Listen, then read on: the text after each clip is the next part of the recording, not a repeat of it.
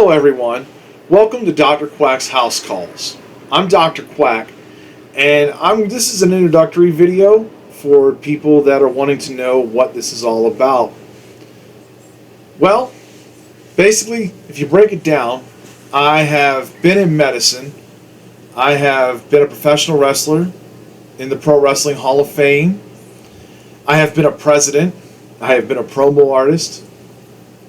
I was a combat medic in the Army, and I was a lot of other things. So I have a lot of experience in life and a lot of various things that I want to talk about. I want to come out and try to help people. That's what I always feel is best. That's kind of what the medic did. And this video, I'll be able to tell you that this is the start. Because what we're getting ready to do is give some how-to videos, because people always have questions. People always want to know, hey, what should I do? Is this a good decision? What do you think about this? So this is off my experiences. You're going to get my opinions on a lot of things. You may like it, you may not, but this is what's going to be coming from me. So you'll get to hear all that. And what I'll be able to tell you is I'm going to go over various things, because I always have questions. And the first 5 videos that I'm getting ready to do are going to be about the military. Because people always come up to me and ask, what was the military like? And they'll ask, should I join? And what branch should I join? And, what's it like when you got out? And there's a lot of things that I want to prepare people for. Because there's young kids that may be considering going into military. So I want to make sure that what I'm saying is correct to the best of my knowledge, and being able to help others be able to come out and make a decision if they should join or not. This won't be the only topic I'm covering, but this is where I'm starting. And now, let's start the show.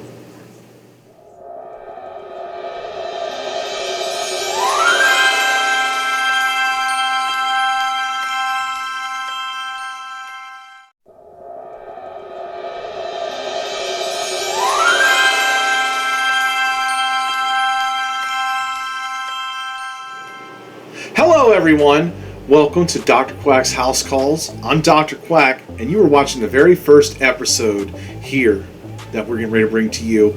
And like I said in my introductory video, we're getting ready to go into the military. There's a lot of things that get asked of me. They get asked to say, hey, what branch should I join? Is the military right for me? Well, we're going to answer some of these questions, because I'm going to give you some information here. This is some stuff that I feel people should know before you go in there, and what to expect when you are in there, and also what to expect when you get out. So we're going to go into some videos here. The first one I got is, what branch should I go into? That gets asked quite often, and to me that's a personal choice. I was in the Army for 6 years. But I have friends that were in the Marines, Air Force, Navy, Coast Guard, various places.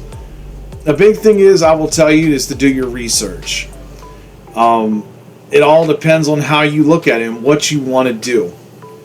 For me, I was a combat medic, so I wanted to go into the Army for that reason, and I also wanted to go into the Army because my grandfathers were in the Army. Both of them were in World War II and the War of 1919.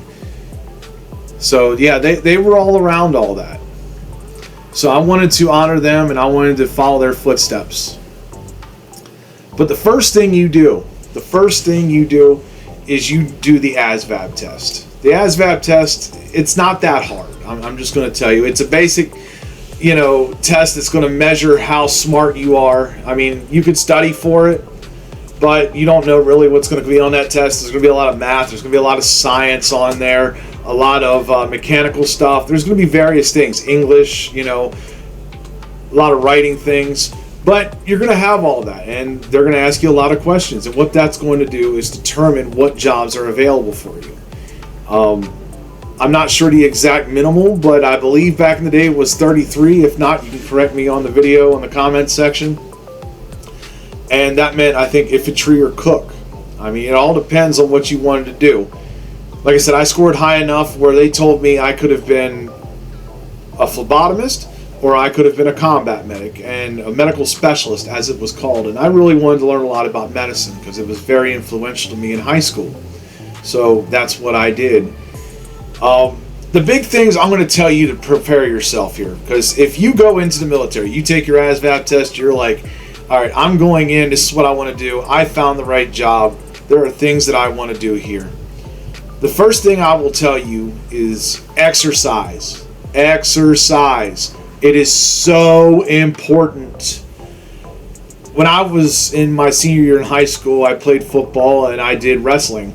I was actually in very good shape at that time. I had 4% body fat due to the fact of amateur wrestling, having to lose weight. I hit the gym quite often. I ran. I kept myself really in great shape by the time the military hit. But if you're not in shape, it will put you in shape, no doubt, because once you enter, you're going to do a lot of physical training and things like that. So it will make you in shape. If you don't feel the motivation, you will when you join. But that's my suggestion on that. You should definitely go out, exercise, make sure your cardio is good, because that is going to be very important on this. It really is. So the next thing I want to talk about, hair. Hair. Yes, I have a little bit now.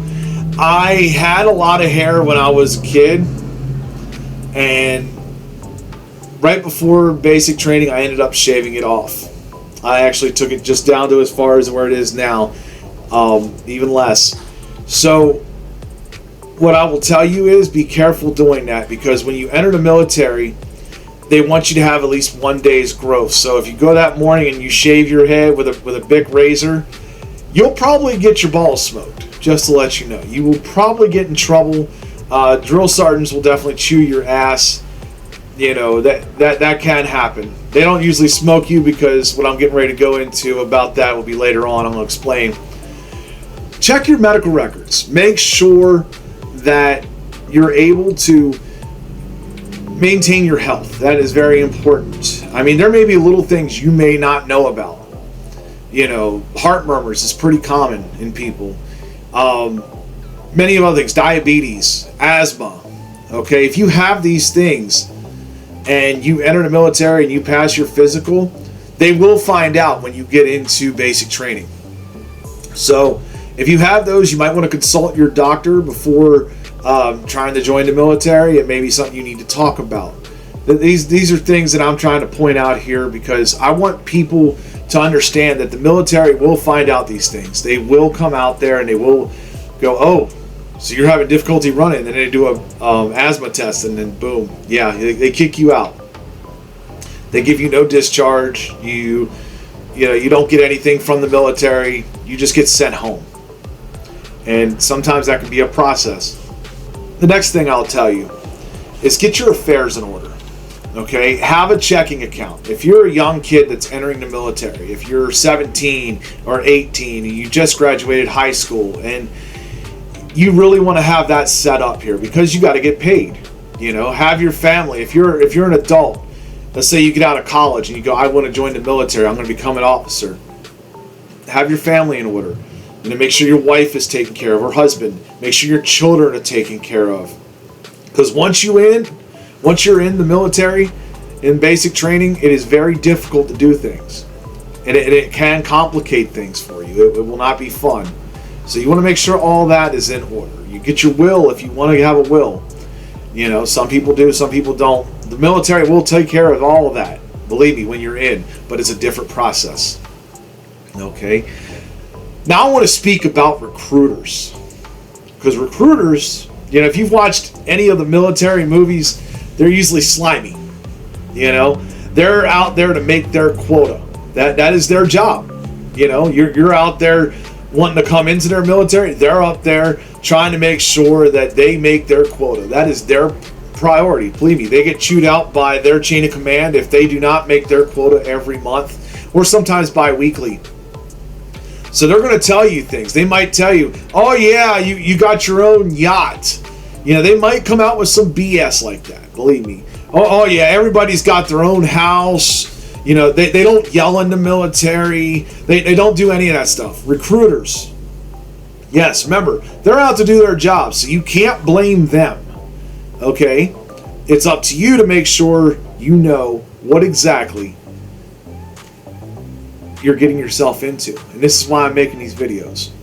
You want to explore all your options. You really do, okay? Military may not be a good fit for you. It may be a good fit for you. I mean, it varies. And after watching these videos, if you watch them, you may get discouraged, because I'm going to break out the truth later on. But you want to explore all options on what you want to do. If you wanted to be in the band, that's the Army band. It's out there. It's an MOS. There's 200 and some odd jobs out there for the military. So yes, they have a lot of things that you wouldn't expect. It's not all just infantry guys and medics, even though we like to think that. But there's many other positions out there that you can learn and you can take to the civilian world. So make sure, you explore things. You do your research on a job that you want to get into. An MOS. Another big thing with recruiters, and I'm going to tell you this because I've seen it happen, get everything in writing. If your recruiter comes up to you and promises you, hey, you got a $15,000 sign-on bonus, make sure that's in writing. Hey, you're going to go to Hawaii, make sure that's in writing. Okay?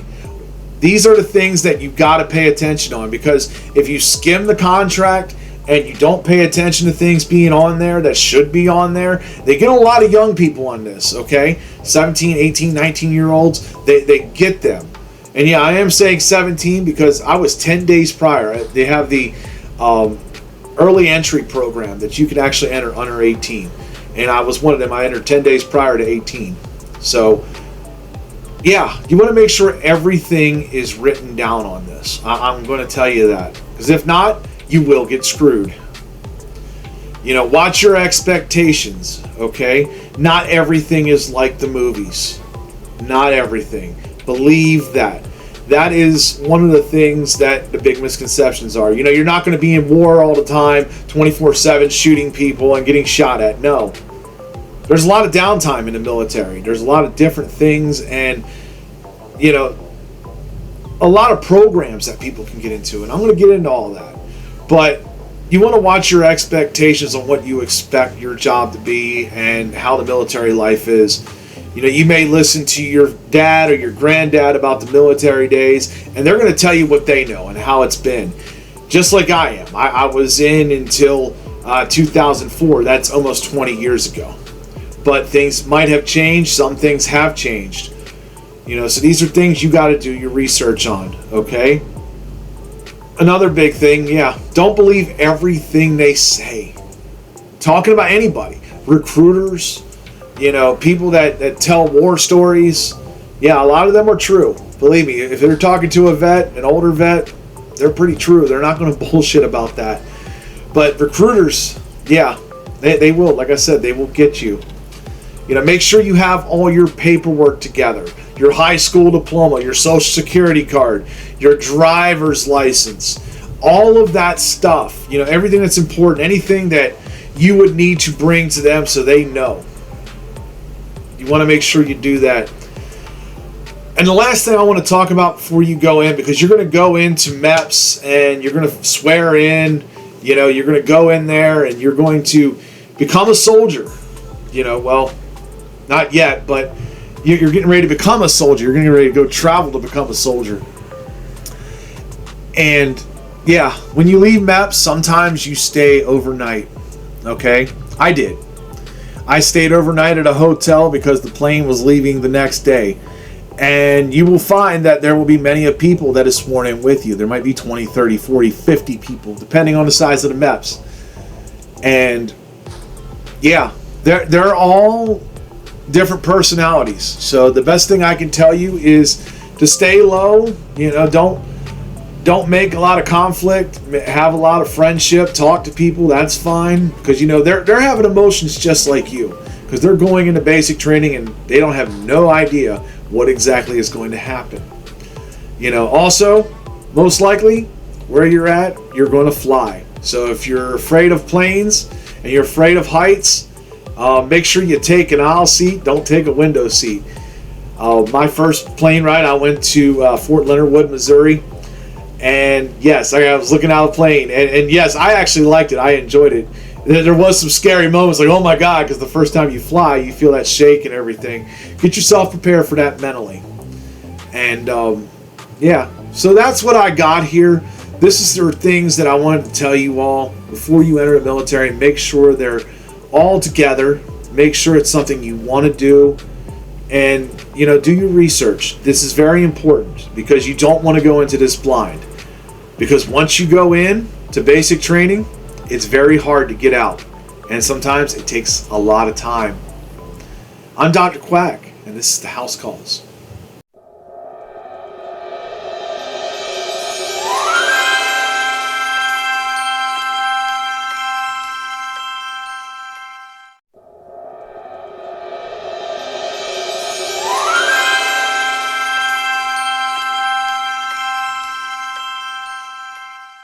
Hello everyone, welcome back to the Dr. Quack House Calls. I'm Dr. Quack and we are on episode number 2.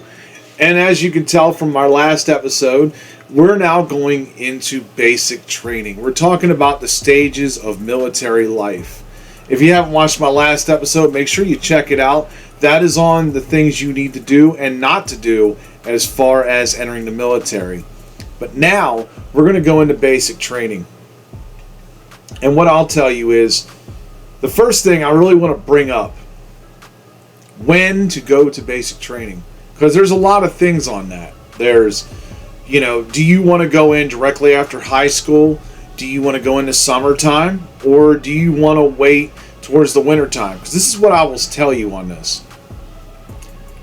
In the summertime, that is generally when the young people come in. Like I was saying, the people who graduate high school.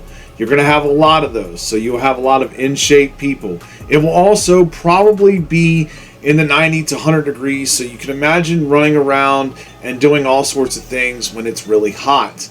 If you like that kind of weather, that is for you. If you don't, my suggestion is to go in during at least the fall. To go in around the mid-September to October time frame, if you can. You can also go in the wintertime. I mean, any time is possible. But those are generally like the two times that I will tell you is either summer or fall. Because once you get in the winter, you're dealing with snow. And yes, you have, the PT uniform, which is your shirt and your shorts. But you also have like a winter jacket and winter pants as well. And some people don't like to run in many clothes outside of shorts and shirts. It all varies on your preference. If it was me, I would try to tell you go fall or spring. But there is things that you have to do before you go into basic, the actual basic. Like you sign in, you swear in, you go on that bird, you go to wherever you're going to go in the basic training. There's a spot in between, and generally that is your preparation area. What they do there is they give you immunizations.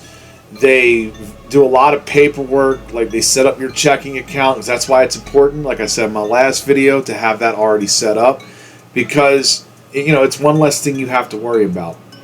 You don't want to be caught with your pants down on that. You also go through a lot of things in there. They do like actually a fitness test. When I was in, right, this was what was wild. You talk about double standard, I'm going to tell you. Before you got to go to basic, men had to do 13 push-ups. Not a lot, but it's 13, right? Females, yes, females, that word. Women had to do one push-up. There's a difference in that, and you will notice that throughout your military career that there is a double standard on a lot of things. I will go into that more. You have to be ready to prepare yourself there, because once you do that, it's usually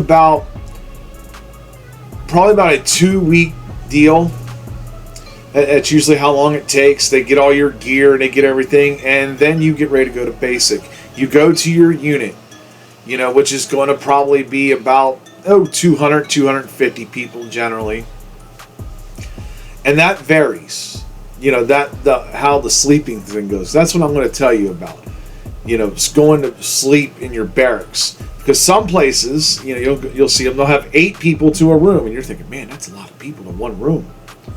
Well, they also have bays where you might have like 60, 70 people in a bay where you might be able to have this here, right? This is your bed, that whole length I just did, right? And literally a foot down the road is another set of bunk beds. And yeah, they're bunk beds. So you got like 30 on one side, 30 on the other. These are things that you might not be accustomed to. You might be used to like, hey, I'm able to sleep by myself. I have no problems. I can't sleep around other people. Guess what? You're going to face that fear. Oh, yes, you will. Fraternization with the other sex. That's something I really want to talk about here because they have now. They didn't when I was in. They have now an extra week of basic training. It used to be 8 weeks. It's 9 weeks now because of sexual harassment training.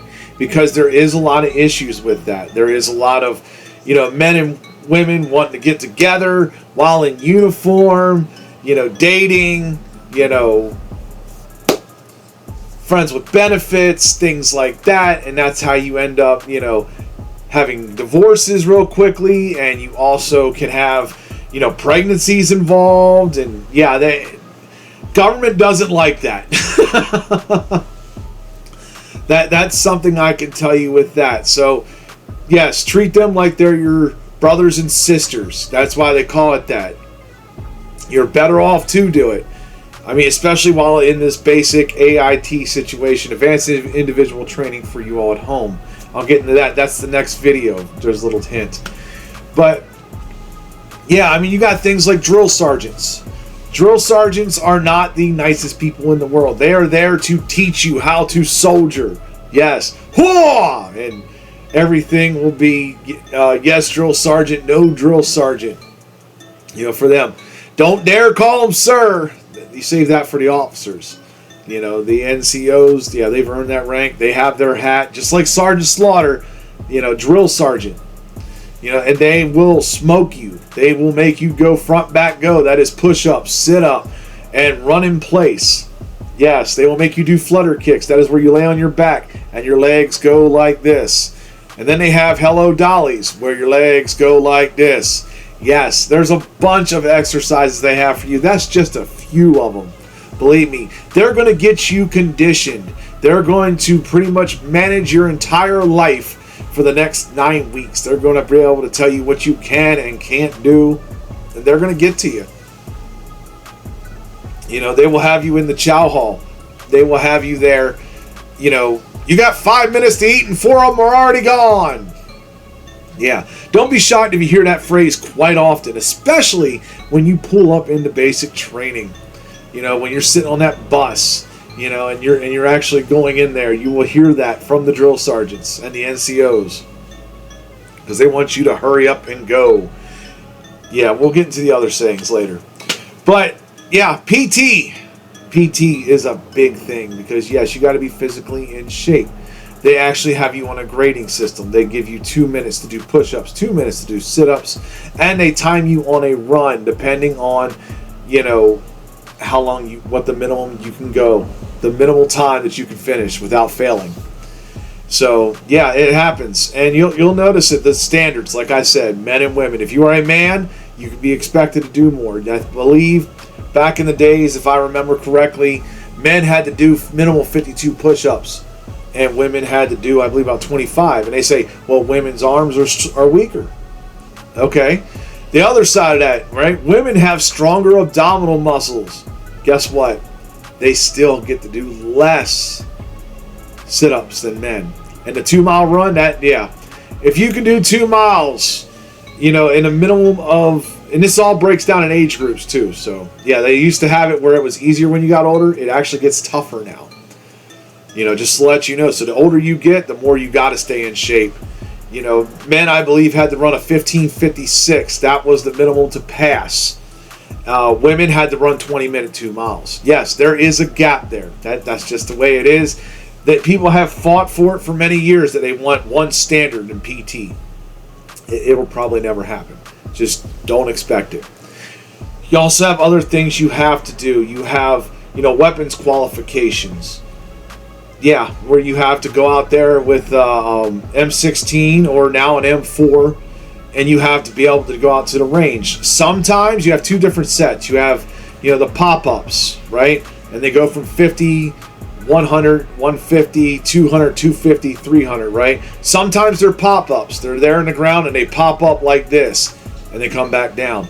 Fast Freddy, that is the 50-yarder, this is how fast it goes. Literally. You have other ones that'll stay up there for quite a few seconds before they pop down. So yeah, you'll learn how to do that. You'll also learn how to shoot other weapons. And we call them weapons, not guns. That is what they call them in the military, weapons. You'll have an RPG. You'll have M60, 203. You're going to have many of things that you'll be able to learn to use, including grenades. You will use not toy grenades, but pretty much the dummy grenades, because those just have a little firecracker in them. By the way, stupid story here. Don't put your thumb underneath the bottom. Yes, I actually seen someone do that and lost their thumb. And guess what? They got it stitched back on and they came back to basic. Yeah. Don't think it's very easy to just get out of here. You're going to have to do something major. Yeah, all those right there, you'll use real grenades, and you'll have to qualify with that. They have marksman, sharpshooter, and expert, depending on both of those. I was talking a little bit about the chow hall. Yes, believe it or not, they're going to feed you plenty of starches. They are going to starch you up. You as a man will probably get bigger. You will probably get more toned and muscular because you will be doing a boatload of push-ups, and you'll be having those starches in your diet. So get used to that. And like I said, eat quickly. If you ever notice a soldier or a veteran, they eat very quickly. They like to come out here and they're like, yes, and it's a terrible habit to break once you get out. It is. Trust me, I know. Another thing I want to talk about. Church. Church is on Sundays, right? And I will tell you, and this happens a lot in basic training, I went to church. Okay, I didn't go to church when I was, before the Army. I went to church during the Army. I actually got baptized, Protestant. But there was a reason initially I went to church, because on Sundays the drill sergeant would come up there very early in the morning, and because you think it's your day off, and he would look at the barracks and say it's such a mess, and he would make you clean pretty much all day. You probably clean from about, they let you sleep in, but it wouldn't be like, it wouldn't be like 0500, it'd be like 0730, That O is, oh my God, it's early. But yeah, you clean until about 3 o'clock in the afternoon. Then you might get a little bit of time to go make a phone call, talk to your family. Might be able to go to the PX, Postal Exchange. Those are nice things to go to. I'm going to go more into them later. Because, yeah, usually you get that Postal Exchange. It's where you have your hair cut. Sometimes you just got to go pay for that every 2 weeks. They go out there and you're able to get snacks and stuff. Don't buy cigarettes, because guess what? You ain't smoking. So if you're a smoker and you enter the military, you're going to be forced to quit. I'm telling you, I remember this one time. They had a regular Army person on base, and my battle buddy there at the time, smelt the cigarette, and he was just like, he was so happy, because it had been 3 weeks since he had smelt a smoke or even smoked one. But the big thing in basic training is going to teach you teamwork activities. Believe me, you got to learn to work as a team. You can't do everything on your own. You have obstacle courses you have to go through. You have so many things you have to do. That final test there with the barbed wire, where you got to crawl underneath while a 50 cal is firing over top of you. And just to let you know, you're here, barbed wire's here, the rapid fire's up here. So the big thing is, stay down. Stay down. Crawl. Do not stand up, or this will get you. The bullets will hit you. Yes, and I actually seen 2 people fail that test when I was in basic training. The big thing I will tell you on that is, don't ever point your weapon at a drill sergeant or anybody in that matter unless you're intending to use it. That is a big thing. That is what I will tell you. So, All this right here, this is basic training. Like I said, it's a 9-week course. You will eventually go to graduation. You will have your Class A's, and you will march all throughout the parade field. They'll have the commanders of the unit. They'll be saluting the general and everything like that. And eventually, you will be called soldiers. Eventually, you will be called soldiers or Marines. If you're in the military, in the Marines, you'll be called a Marine. There's many things. You'll be called airmen. That's Air Force. So, yeah. Basically, you'll move on from the basic training. This is a lot of things that I just wanted to bring up.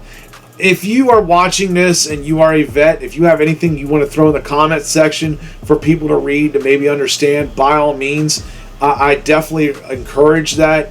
These videos are here for people to learn. You know, people that have, wondering ideas about, hey, maybe I should join the military. So my next episode will actually be coming out this Sunday. It'll be coming out, and it'll actually be part 3. It'll be about the advanced individual training, what to expect there. And that's the end of our show. I'm Dr. Quack, and welcome to the House Calls. See you next time.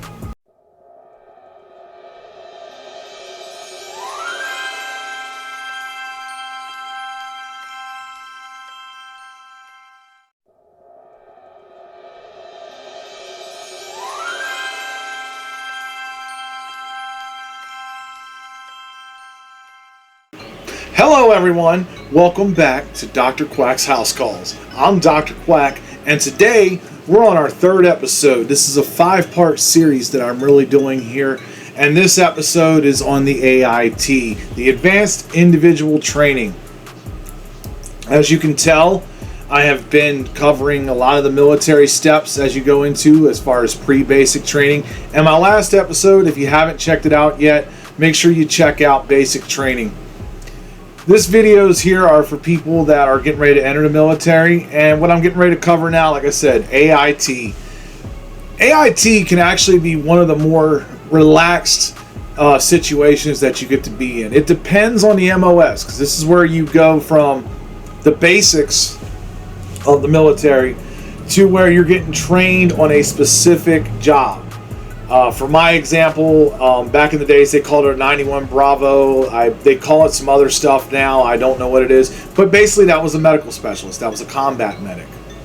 That meant I went from basic training down to Fort Sam Houston. Fort Sam Houston is where MEDAC is. That is the capital of all the medical training. Anything from medical supply, nursing, doctors, all that stuff right there. A lot of medical training goes on in that facility. That is their capital. So you're going to notice when you go into AIT, for the most part, unless you're infantry. Now, infantry, those guys generally stay in their bases. If they're at Fort Sill, Oklahoma for basic, they're generally at Fort Sill, Oklahoma for AIT and such. There's Relaxin' Jackson over there, Fort Jackson. A lot of infantry styles bases. That's where their training goes. But if you're somebody who's like a commo or a cook or a fueler, medic, anybody who's an attachment to infantry, you're going to go to a different base. And you're going to notice that it's a little more relaxed. It's not exactly, hurry up, let's go. No, it's not all that. Not as much. I mean, at the beginning they might be, because they're going to keep your mindset in there for a few weeks. Because a lot of things you do is you're going to school. And I'm mainly speaking for the medic, because that's what I did.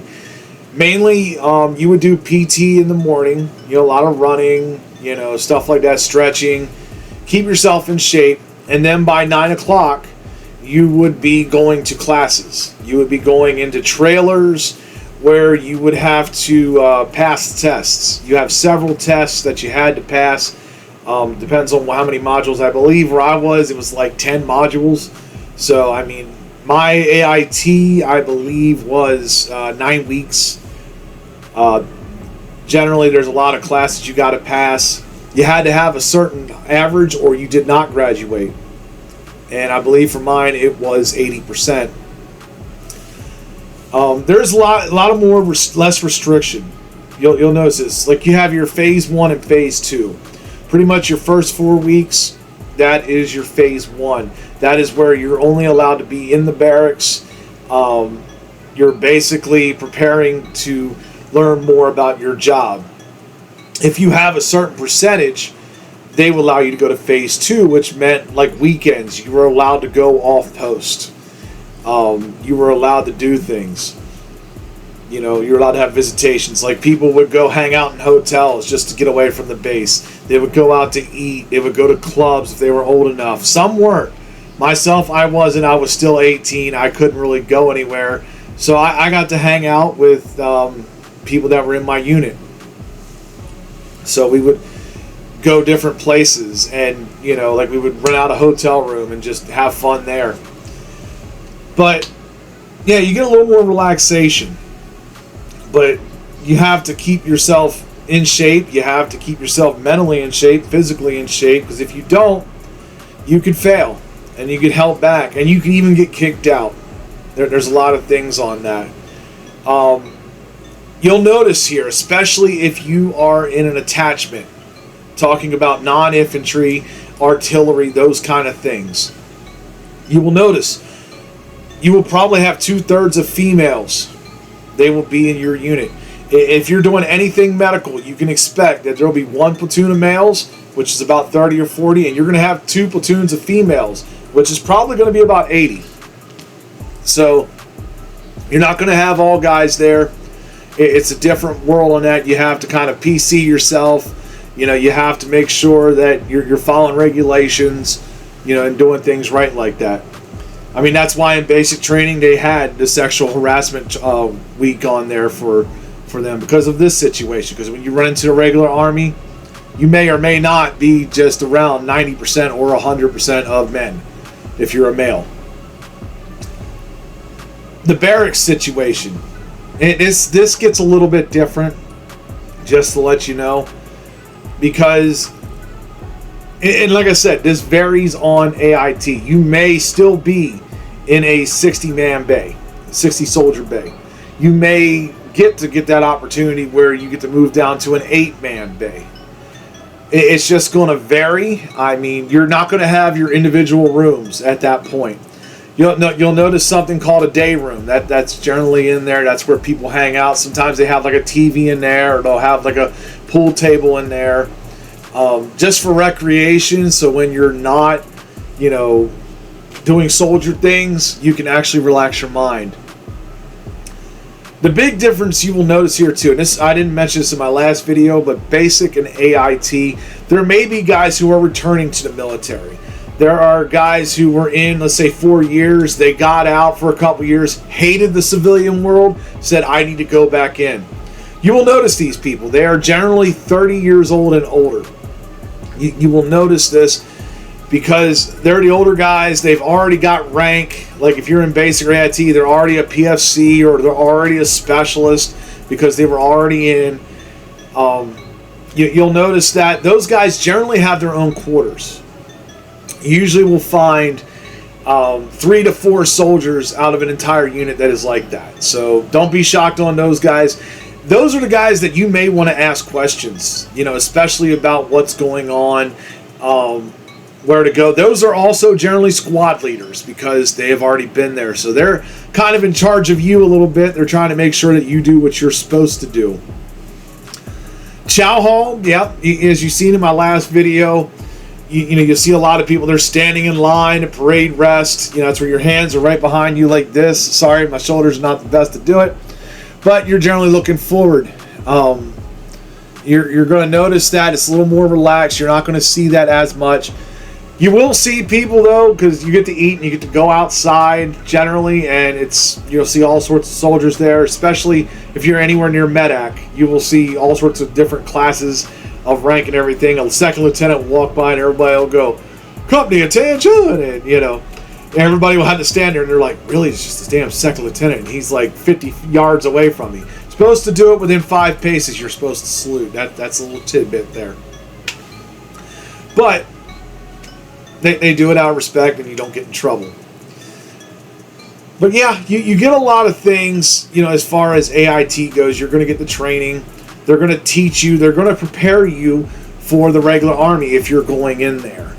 You may go National Guard. That's a whole different story. I won't be covering the National Guard on my next video.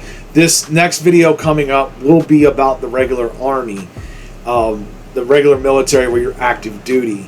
So you'll get to do that. You'll have your graduation. You'll actually get a medal, a rainbow service ribbon. That means your Army service ribbon. If I'm not mistaken, and anybody hears this and can correct me, I believe they've actually stopped that now. I actually stopped this year. But they used to give that to you. So when you walked around your Class A's, you didn't have nothing there. You actually had, hey, I graduated basic, and AIT is what it stood for. You'll have that. You also, when it comes down to AIT, you may or may not see a clothing allowance. That's always a nice thing. If you're a single soldier, you're definitely in the barracks. Just telling you. If you're a married soldier, you may get on-post housing, may not. That's all varies on situations. More times than not, no, you'll be married. You'll be in, in the barracks there because you're not permanent party. That means you're not active duty stationed there. So there's a lot of things with that. AIT, you still got to do a lot of things. You still got to do the weapons qualification. Excuse my throat. You still got to do PT out there to qualify. You still got to pass your physical fitness test. You got to pass your mental test this time. You also got to make sure that everything else is squared away, all your affairs. It's the same thing as AIT, except it's more training, individualized, like it says, AIT. But that's what I got for this video. So, this is kind of short. There isn't a lot I want to cover on the difference of basic and AIT, because once you're finished this, you generally go home for leave. You generally get anywhere from 2 weeks to 30 days.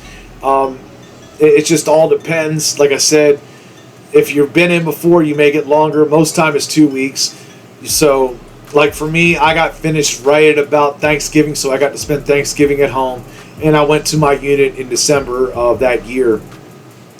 So, there you go. Make sure you tune into my next episode. That will be airing out on Wednesday.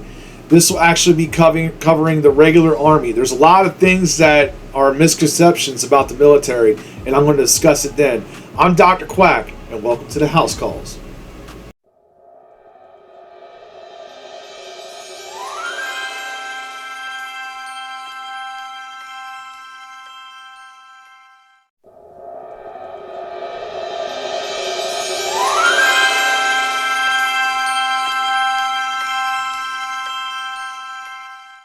Hello everyone, welcome to Dr. Quack's House Calls. I'm Dr. Quack, and today we are going into active duty. Oh yeah, the big stuff here. If you haven't yet, watch my first 3 videos, especially if you are trying to enter the military, if you're considering it. It's all about pre-basic training, basic training, and AIT. But this is the big daddy. This is active duty. This is where you have graduated and you are now a soldier. Yeah. So you have all of that. There's a lot of big differences here. I will just tell you about that. Yes, when you wake up in the morning, you're still doing PT. But I will tell you the standards are different. You're not just doing basic stuff anymore. You're doing more, in-depth workouts. A lot of push-ups, sit-ups, 2-mile run. That they're doing a lot of that. And you're going to see a lot more of your chain of command. A lot of times when you were in basic and AIT, you would answer to a squad leader or a drill sergeant, which is now pretty much your platoon sergeant. But now you may answer to more people, depending on where you're stationed. That wish list that they'll get you to fill out where you say, I want to go to Hawaii. And then you end up going to Fort Campbell, or you go to Fort Hood, or you go somewhere else. Because there's a lot of places in the world. The Army has a lot of military bases. So you can get stationed anywhere. The real world is definitely different here because, like I said, you're going to answer a lot of people, and it's going to be a little bit different after 9 o'clock in the morning because you'll do your PT, you'll be done with that, and you'll go to your barracks room or you'll go off post, depending if you live with your family, and you'll end up, getting yourself ready, getting your uniform all good. At 9 o'clock, a lot of times, especially if you're an E form below, You're going to the motor pool. Yeah. Let me tell you, motor pool, that's, especially if you are mechanized infantry, light infantry, you won't see that as much. But if you're in a support battalion, you will. You're going to be out there doing PMCS. You're going to be taking care of that. That's pretty much your maintenance on your vehicle. And you'll be working with mechanics. You're going to work with other platoons, different MOSs, just to get everything done. Because they always tell you that you're going to learn every job. You may be an expert at one job, but you're going to learn every job in the military. And it's true. You really do. You learn everything from being a mortarman. You learn how to be a medic. You learn how to be, infantry, commo, all sorts. Cook. You'll learn because you've got to survive out there. And that's what they're teaching you. You'll notice there's a lot less restrictions because you'll basically get done at about 5 o'clock on the average. Sometimes later, sometimes earlier. It's depending on the day. They have a thing called Thirsty Thursday, as we called it, Thursday Day for the families. They would let you go at 3 o'clock. Everybody had to stop at 3 o'clock on Thursday because they wanted them to have family time. Well, if you were single, that's where Thirsty Thursday came in because a lot of people went out to the bars. They went out to drink. They went out to have fun, to let loose. they had a lot of stuff that they were allowed to do. I mean, you have extracurricular activities that you could have done. I mean, some people, they had special groups that they would go join. Like they might go play basketball, or they might go play football, or they might have like anything in general. And that's where I got to go a little bit, because I started my professional wrestling career while I was in the Army. That was really wild just how that worked out, because my friend at the time, he was a bull rider in the military, and he's the one that showed me the article about going in, and I'll go into that story later on. But there's a lot of things you get to do. Your living spaces are going to be different, I'm going to tell you, because you got to live with 60 people in basic and AIT sometimes, right? That was happening for most people. Now you generally have your own room, or you're sharing a room, depending on how old the barracks are. I will tell you, some are brand new built, and some of them are from Vietnam. So you might have a one room where you're just splitting a divider, where you're taking your cabinets and everything and splitting them, and you might be on one side, your roommate may be on the other. Or you might have your own room, like you'll have them in newer installments. It's just all going to depend, but you'll have like your bed, you'll have your microwave, you'll have a bathroom. Either it'll be the whole community bathroom where everybody will have to clean it once in a while, and of course you'll have to, buff the floors and make everything look good because you'll have inspections. Your room will have to look good, just like a basic and AIT. But they do random inspections, and when it's bad, believe me, you'll feel it. You'll feel that heat. But you're allowed visitors as well. Like if you go out to the bar or a club and you meet somebody, yes, you can bring them back to the barracks. Yes, that is a big thing here from active duty. But there's a time limit, and they have this thing called charge a quarter, CQ. They will make sure that you do not have them in there. But then you get the fun stuff, because you're thinking to yourself when your recruiter told you, yeah, you get all this great stuff. You get free health care, you get free food, and you get, your barracks paid for. If you live off post, you get BAH and such. Everything comes to a cost. And a lot of it is your time, because you don't have a lot of time for this. The stuff I'm explaining, that's the fun part of it, yes. But you're going to the field a lot. And when I say a lot, you're probably going out there, I'm going to say 2 to 3 weeks. And the field is where you go to train. That's really the off pace, where, it's a lot of wooded area most of the time. And you come back for maybe a week, maybe 2, and you're back at it again. Because what it's setting up here is your deployment battle readiness, right? There's them stages. There's several stages involved in that, all the way up till deployment. Yes, now you are involved in deployment, and here you go, just for you kids at home. If you're active duty, or if you're National Guard, or if you're reserve, It doesn't matter. This is the big thing.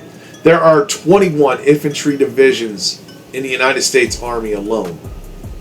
18 of them are deployed at all times. People get switched in and out. Divisions get switched in and out. The odds of you getting deployed are going to be pretty high. Just to let you know this. So it doesn't matter what job you choose, you're probably going to be feeling it. You would think, oh, well, I'm a lawyer. Why would I be deployed? Oh, there's a reason why you're deployed, because things do happen.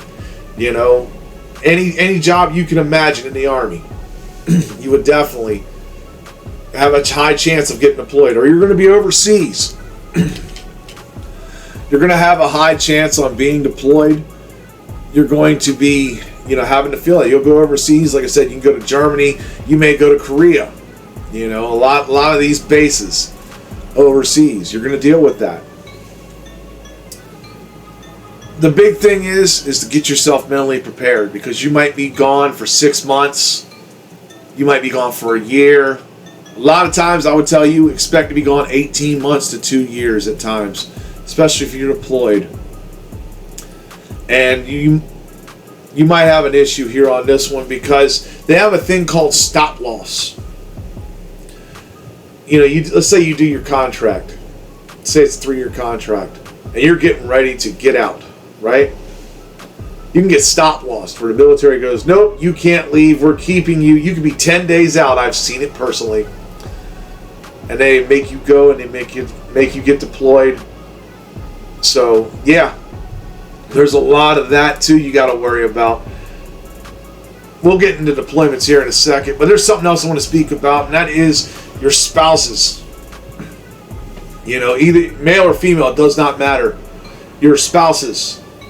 They're the ones that are back when you are deployed. They're rear detachment. They're the ones getting all the information from the rear detachment NCO, rear detachment commander. They're going to be the ones telling them, hey, your guys are fine, when they may not be fine. If there's a serious situation, they will be contacting you, can guarantee you that. But they're the ones that are supporting you. They're the ones that, they might be doing stuff to send over to you. They might be sending care packages. They may be taking care of your bills, and things like that. And don't forget Jody. Yeah, that's a whole nother story. But yes, there's a lot of things that go on, and your wives are supposed to take care of, and they do generally, or your husbands that are with you. But I'll tell you, though, it's really a brotherhood. It is.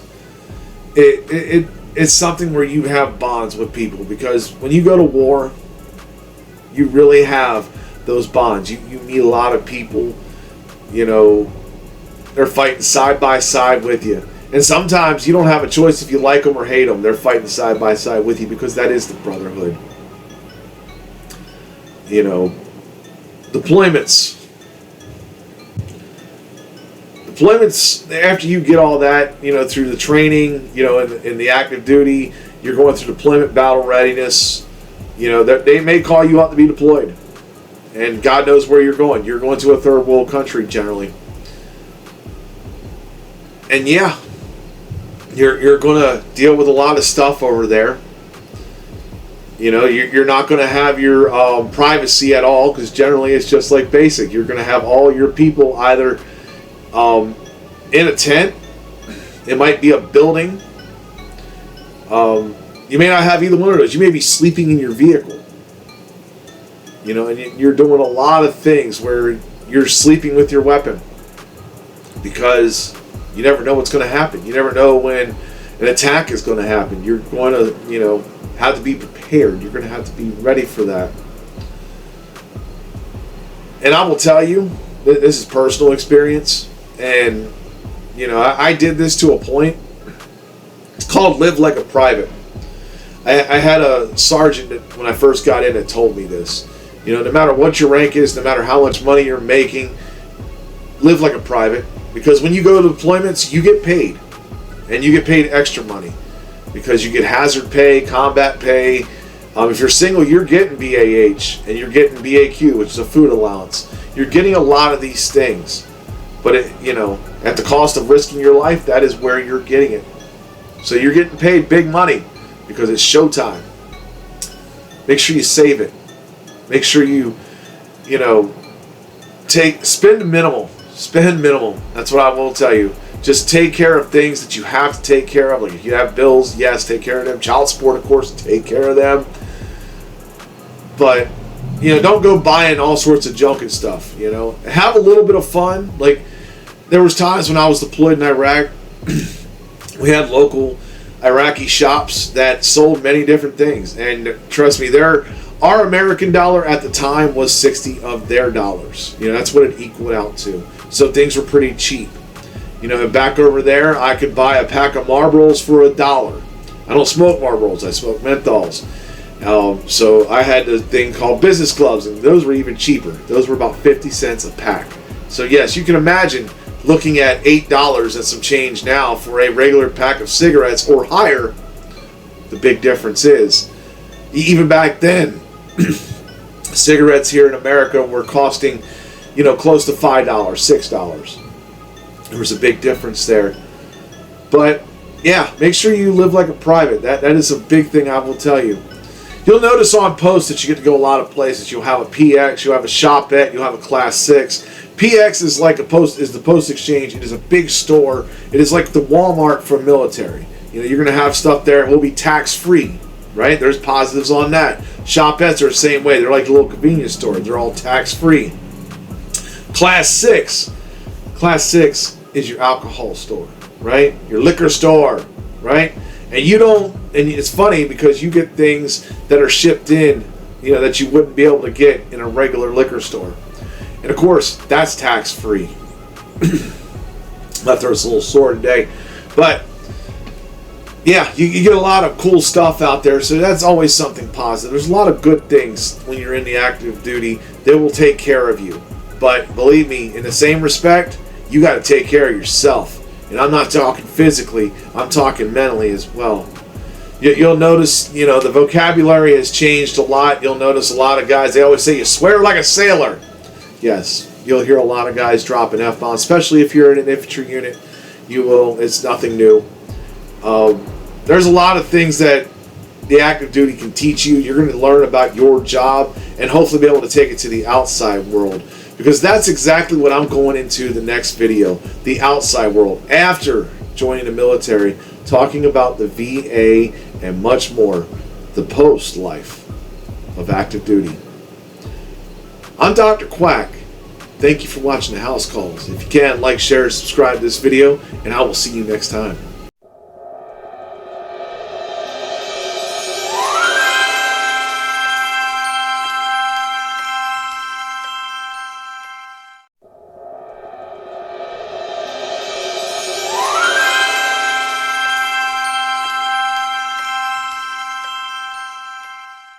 Hello everyone, welcome to the Dr. Quack House Calls. I'm Dr. Quack, and today we are going to be going into the ETS, leaving the military, and the veteran life. If you haven't checked out my other 4 episodes, pre-basic training, basic training, AIT, and active duty, check those out before watching this, because this is really what happens when you leave the military. But what I'm going to do is I'm going to go into the very first part of this, and that's exiting the ETS. Being able to leave on your term of service, your contract is up, you get to be what they call a civilian, a free man. Because there's a lot of things you have to do. You have to clear post. That is a big thing. Okay, and it can be a pain in the ass depending on what you have to deal with. The biggest pain in the ass you will have probably is CIF. CIF is where you have to turn in all your military gear that was issued to you. Yes, they will actually issue you sometimes damaged canteens and gear and things like that. And they expect perfectly brand new when you bring it back in. Yeah, it happens. So yeah, you got to do all that cleaning, and that can be a pain in the ass, no doubt.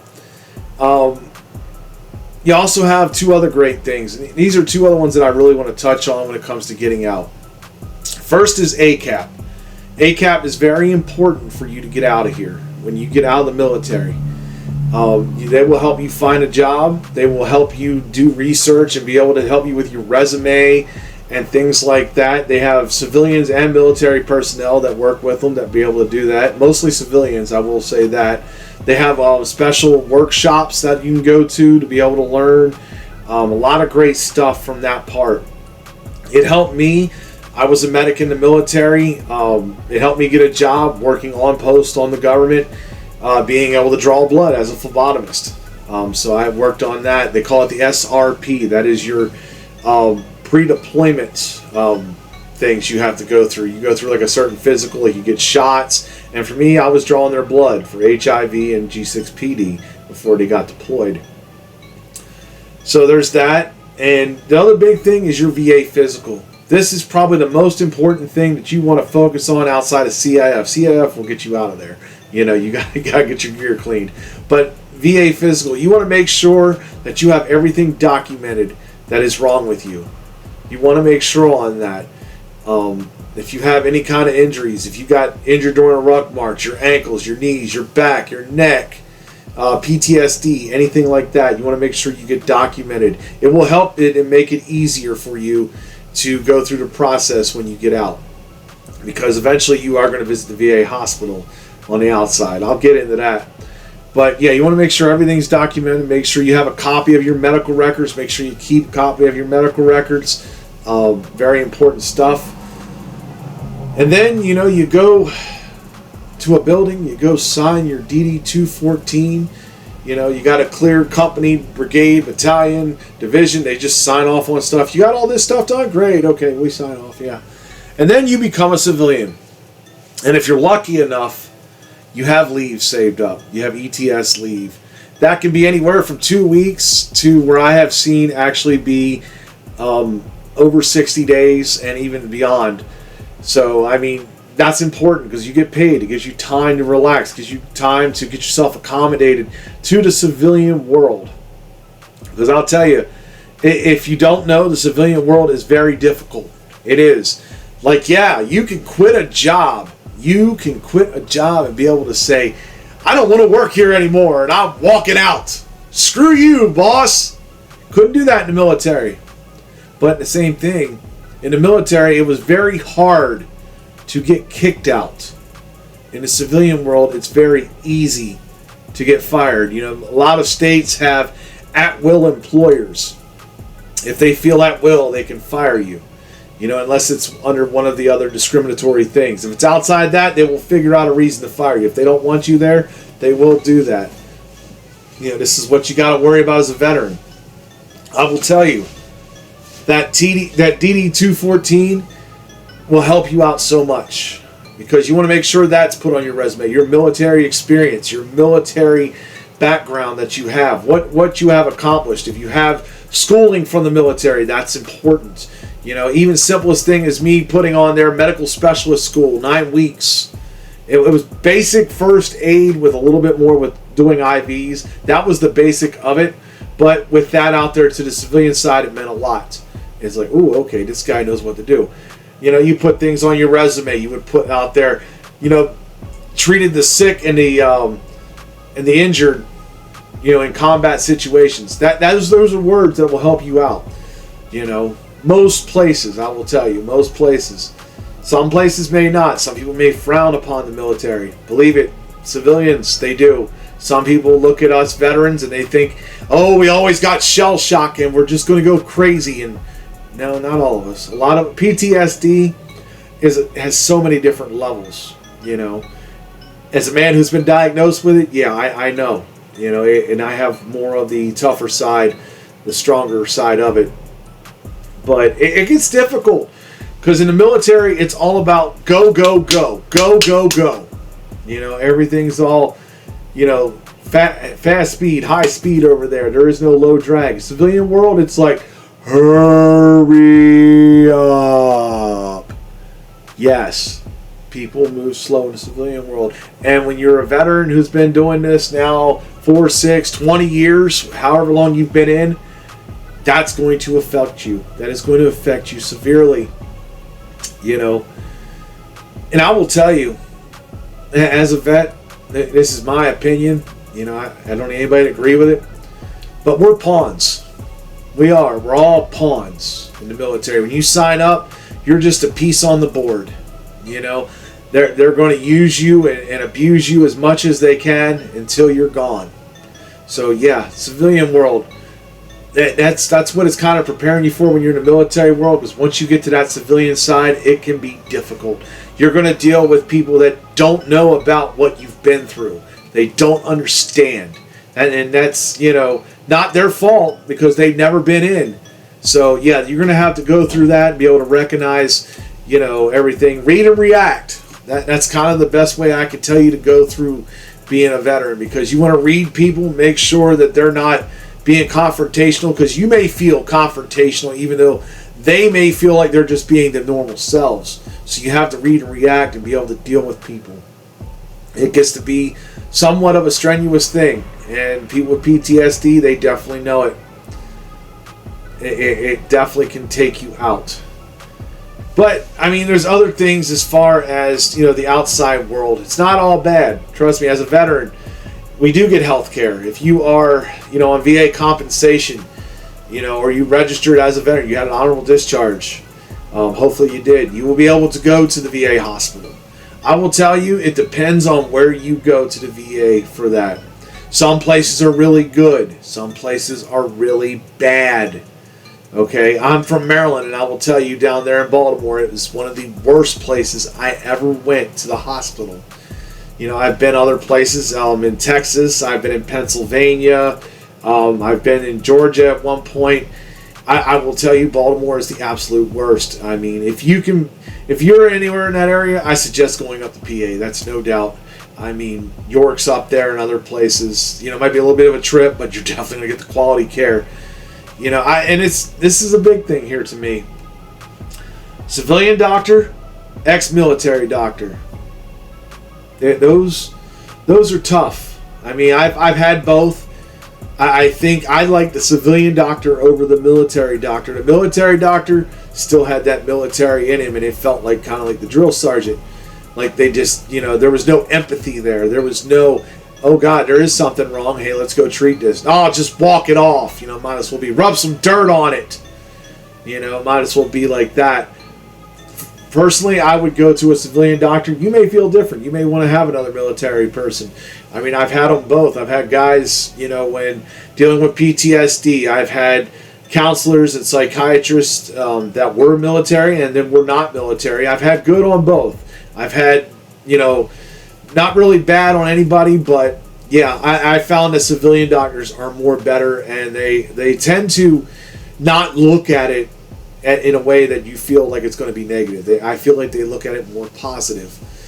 I brought up VA compensation. That is a big thing. When I was telling you, going through ETSing, definitely going to get that VA physical. That's going to come down later in line, because you're going to deal with the VA. It might be years later. I'm going to tell you, because PTSD is a really strong thing.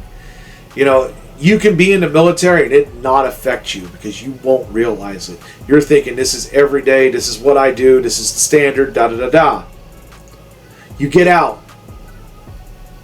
You know, it might take years for it to come into effect later on. I mean, for me, when I got out the first year, it did affect me. It slowly went away. But the older I got, the more the PTSD, you know, I'd say from about 30 forward, you know, it really started to affect me. It still affects me to this day. Sounds definitely trigger me. You know, I get irritated easily. I have flashbacks of what happened back in the days. I dream about this stuff. It does happen, you know, to vets. So PTSD, believe me, if you got deployed, yeah, the VA will be there to help you. If you haven't gotten deployed and you were in the military 2-3 years, there's only a certain amount of health care that they're going to help you with, the VA. And if you served under 2 years, that's none. So if you were in like National Guard or weren't active for 2 years, yeah, that is none. Keep that in mind. So yeah, you want to do at least 2 years full active duty with a deployment, you know, for VA compensation is very important. You know, that is their criteria, not mine, their criteria. So, yeah, me, I did 6. I did 3 deployments. So, yeah, I'm well and beyond, you know, seeing the shit, as everybody likes to say. Yeah, these are things that you guys need to be aware of. It's going to affect you when you get older. It will. Your injuries you had there, back problems, knee problems, ankle problems, neck problems. It's all going to affect you physically and mentally. The shots you got, the anthrax shot. Yeah, I had 8 of those. That's a lot. You get an initial 2-week, month, 6-month, 1 year, 18-month, and some boosters every year. You get those. And until they've actually stopped it, it was causing problems. So these are things you got to be aware of with the vaccines they're giving you. Sometimes they give you smallpox. Sometimes they give you anthrax. They will give you all the regular stuff like the MMR, the oral polio, and the stuff you get as a civilian. Typhoid, that's another one. You get a lot of those. So you want to make sure your medical records are documented. That is a big thing I am telling you. I've said it a couple times during this video. But you want to make sure you're doing that. One more thing I want to talk about here. And this is something that I didn't do until recently, okay? There's other small benefits to being a veteran. Sometimes you will see businesses, they will have veterans discounts. There's nothing wrong with asking, hey, do you have a veterans discount? There's nothing wrong with that. I mean, it's a tough world. The economy's shit. We all know it. I will ask, I have no problem with it now. I didn't when I was younger. I didn't start really asking until about 2020. That was when I started asking because, the whole world was crazy, and the economy was getting ready to start going to tank. And I wanted to make sure that everything was taken care of, including myself. There were certain businesses, fast food restaurants. They do it for Veterans Day a lot. There's actually restaurants out there that are for veterans that do it quite often.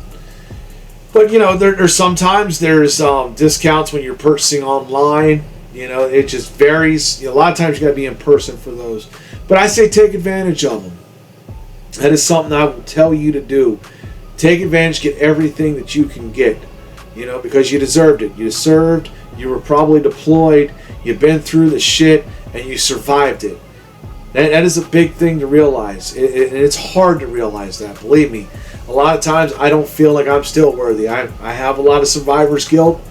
I have a lot of things that I shouldn't really be going into on video because there's just issues. It's what happens when you get out. It will mess you up, But what I will tell you in closing here, these are my 5 videos, all right? This is basically to guide you through the military if you want to enter. I mean, you got to think about the pluses, you got to think about the minuses. You got to do what's best for you, because if you don't, somebody else is going to gain your benefits. And trust me, you got to do the best for you in life. That's in general. So that's it. That's all the military videos that I'm going to do here. I wanted to cover to start to finish. My next video will be coming out. I will be talking about going to wrestling school because I want to go into professional wrestling. There are some people that have asked me about it, and I'm going to go into that a little bit. That's not going to be a multiple series. That's kind of going to be one video. But thank you for tuning in. I'm Dr. Quack. This is the House Calls. We'll see you next time.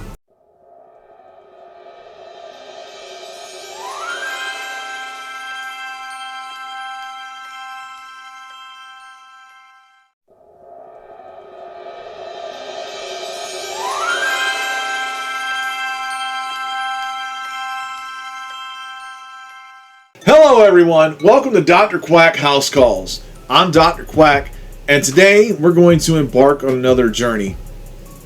What my videos are all about are helping people. That is something that I have wanted to do here with this channel. And this here is no different. This is about shopping online. This is about the car buying process. There's going to be a lot of things I'm going to discuss because of my years of experience in the business, and there's a lot of things that I feel customers just don't do right. What this is here for is for them. It's for people to be able to go out and go get their car and be able to understand and be happy about it when they get done. Because a lot of people, you're actually going to find about 40 to 50% of people will have buyer's remorse. You will see that. It's more than half the time sometimes. It's a lot of people that just, when they get their car, they test drive it or they don't test drive it, and then they get done with it and they're so like, this doesn't fit me well. I can't drive this. I can't get into this. Blah, blah, blah. So many things. But what we're going to do here in this first video is we're going to cover online buying, because this is a big thing. A lot of people like to shop online. More people than not. Probably about 80% of your customers or more.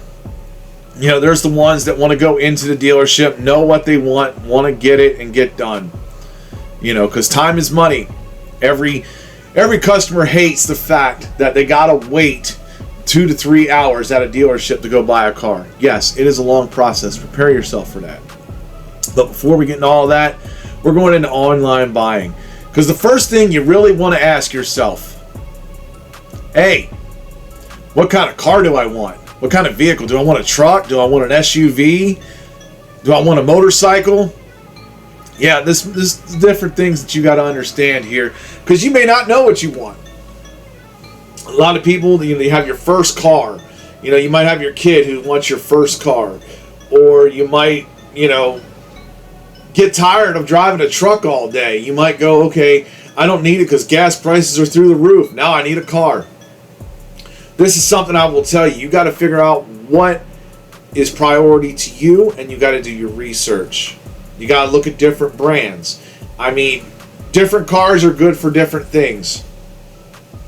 You've got the like Toyota Prius, your electric cars and things like that. Those are good on gas mileage, not so good on everything else, you know. If you're trying to have cargo space, that's not going to be the thing.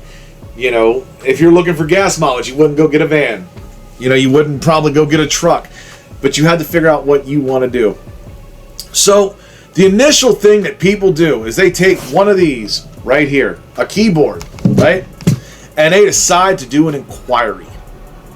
The inquiry, you know, where you're looking online and you're going, okay, let's just say for, you know, shits and giggles, let's go with a Toyota Camry. I'm going to look up a Toyota Camry. I'm going to look up online. Where are they buying them? And you might see like certain things like dealerships pop up. Hey, I need you to look at X. You know, go to this dealership, and you go on their website. And of course, as soon as you click on the vehicle that you're looking for, you will see a pop-up probably in the corner, usually in the right corner, and it'll say, would you like to chat with an agent? You might see that. You might also see, before you know you start going any further, we would like your email and your name. That is difficult, and you will notice, I will tell you this from the car business, from working in that side, you will see a lot of people put a fake name and a fake phone number in there just so they can look and see what they're looking at. It's a pain in the ass. Yes. When you put in an inquiry, people will call you, okay? If you go to a third party, okay, a third party site, like an Edmunds or something like that, and you put in an inquiry, let's say, I'm looking for a Toyota Camry. Everybody in that region that owns a Toyota dealership, and that could be like 8, 10, maybe even more, because they're usually spread out. They're usually, you know, a good distance away. They're going to be calling you, especially if you give them your information. They're going to be emailing you, especially if you give them your information. You usually get that automated email. Hi, thank you for your inquiry. We will have somebody contact you within the next day. Especially if you're one of those people that like to be up at 3 o'clock in the morning and looking at cars. Yeah. General tip is either you or someone you know is planning to buy a car in the next 30 days. That's the way it is. It's, you know, given fact. Might be a friend, might be a family member, might be a co-worker, you know, all sorts of people it could be. You know, somebody that you know, somebody that you run into. Oh, look, I'm getting a new car. So, these things might be important to them as well. You might want to share them.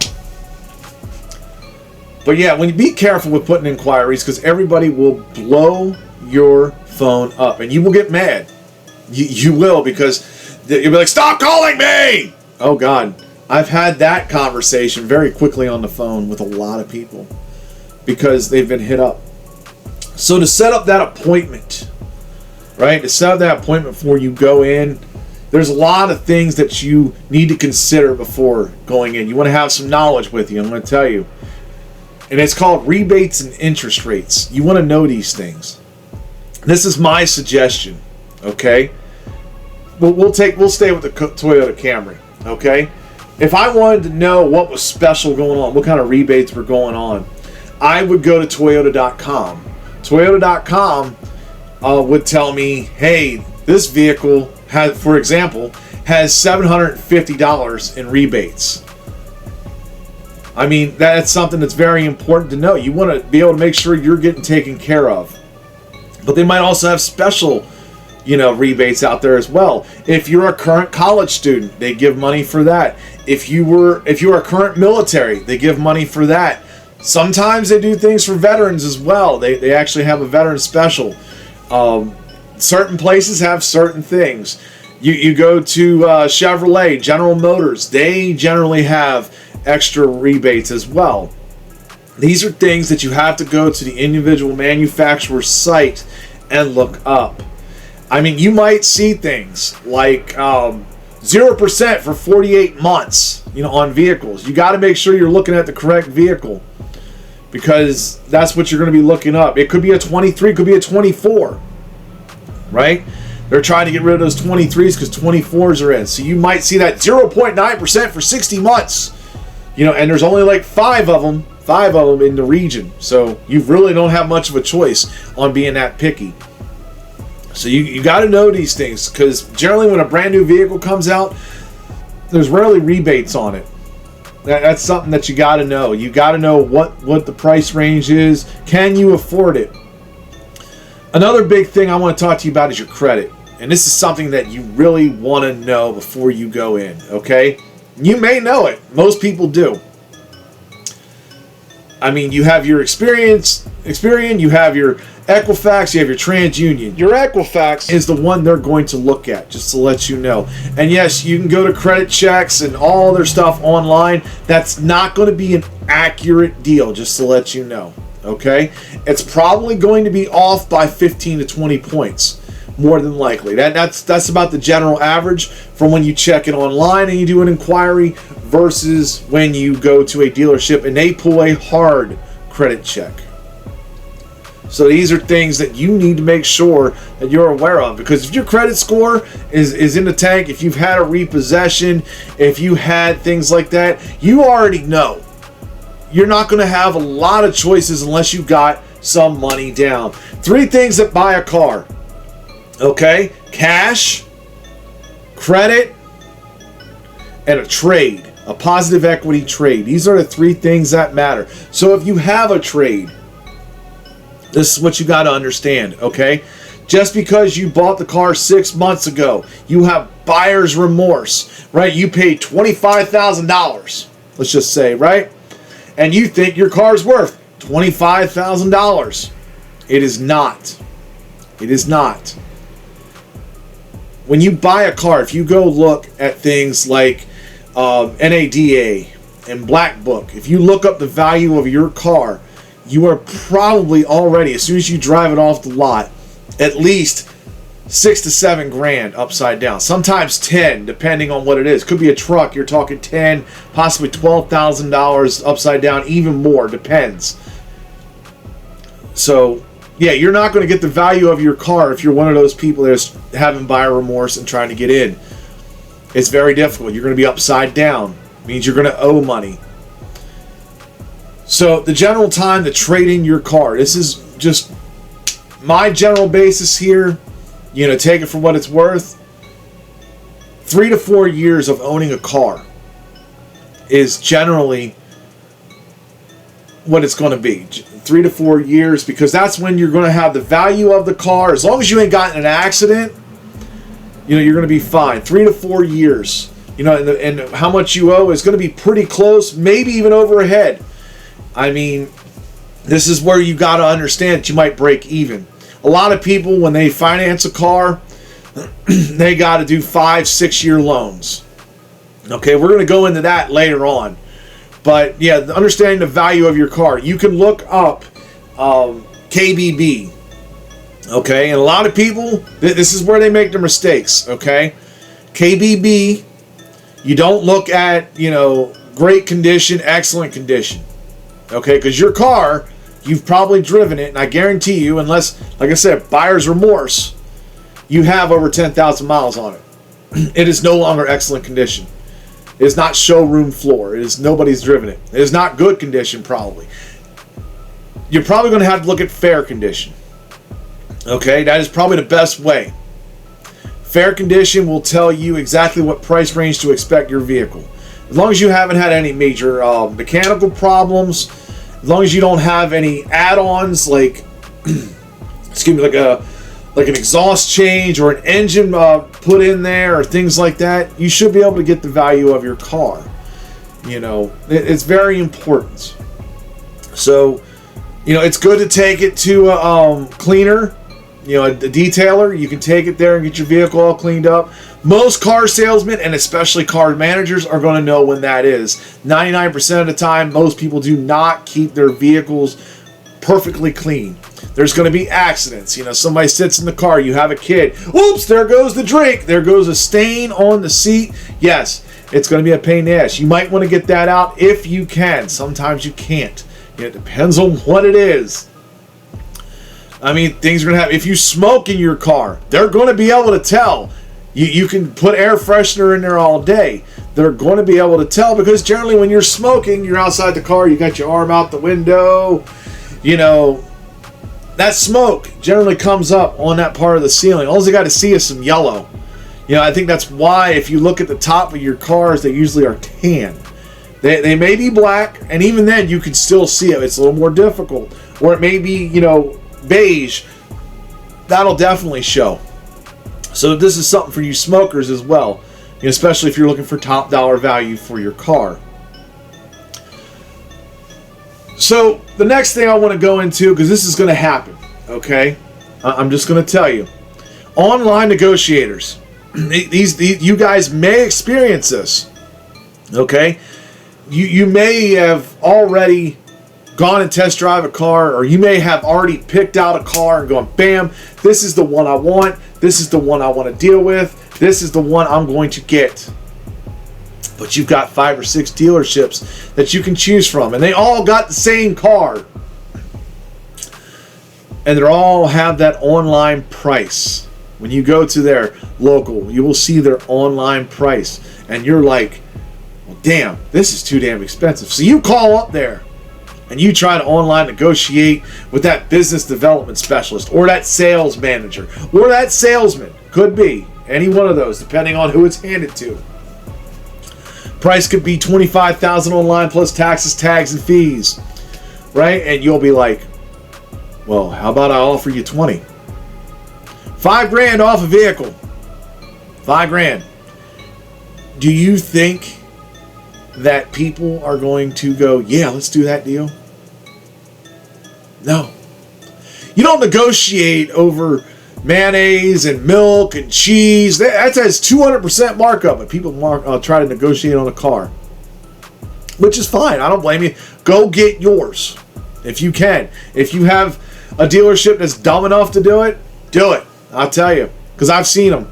I've seen dealership make deals where they lose $2,000 on that front end. When they're trying to sell the car, they'll lose $2,000 less than what they paid for it. They'll lose that. It's crazy madness. But I will tell you, online negotiating can be difficult, and it can be stressful because you'll have several people blowing you up trying to get a deal. Be when you do it, make sure you're being realistic. Okay, like I said, don't go in there trying to buy a $25,000 Camry for $10,000. Everybody's going to laugh at your face. Everybody. So, and their job is to get you in the dealership. That's their job. So, you want to hopefully be able to deal with somebody that's being truthful. You're not always going to get that. They might just go, yeah, come on in. Be leery of that if you are a car buyer. Okay, you might go, yeah, I want to buy the car for $15,000. Yeah. Come on in. And then when you get there, they're like, nope, the price is $25,000. But you said, I didn't say that. Yeah, there are shady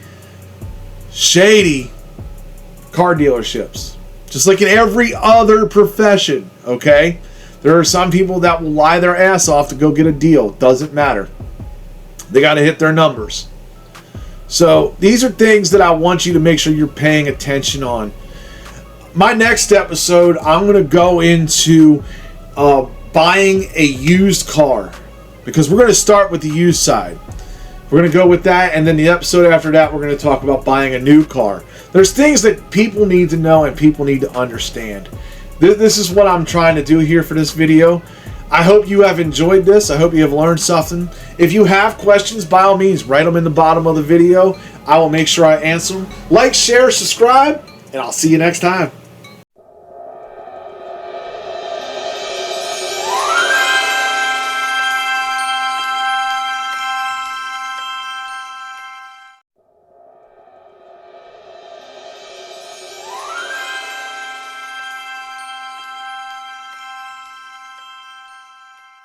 Hey, what's up, everybody? Welcome to Dr. Quack's House Calls. This is the second episode on our car buying process. We were talking about online shopping. You may want to check that out, especially if you are just now looking for a car. But without further ado, let's go into it. I'm going to tell you, buying a used car, right? They're new and used. I'm going to go into both of these videos. But this video here is specifically designed for this, because used cars is something a little bit different. Okay? You really have to do your homework on your vehicles when you're going there, because you may drive by a dealership or you might see one online and you might go, hey, I really like that car. That looks really great. That would fit my needs. I could fit my family in there, or it looks stylish, or however you want to do, whatever your needs are. Because you're going to walk on that dealership lot, especially if you don't have an appointment.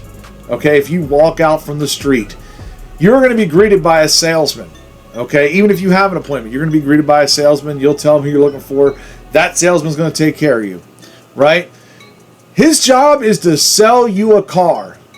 Do you think he really cares what exactly you're buying? No. I mean, it's kind of given there. Difference between used cars and new cars. Big one here.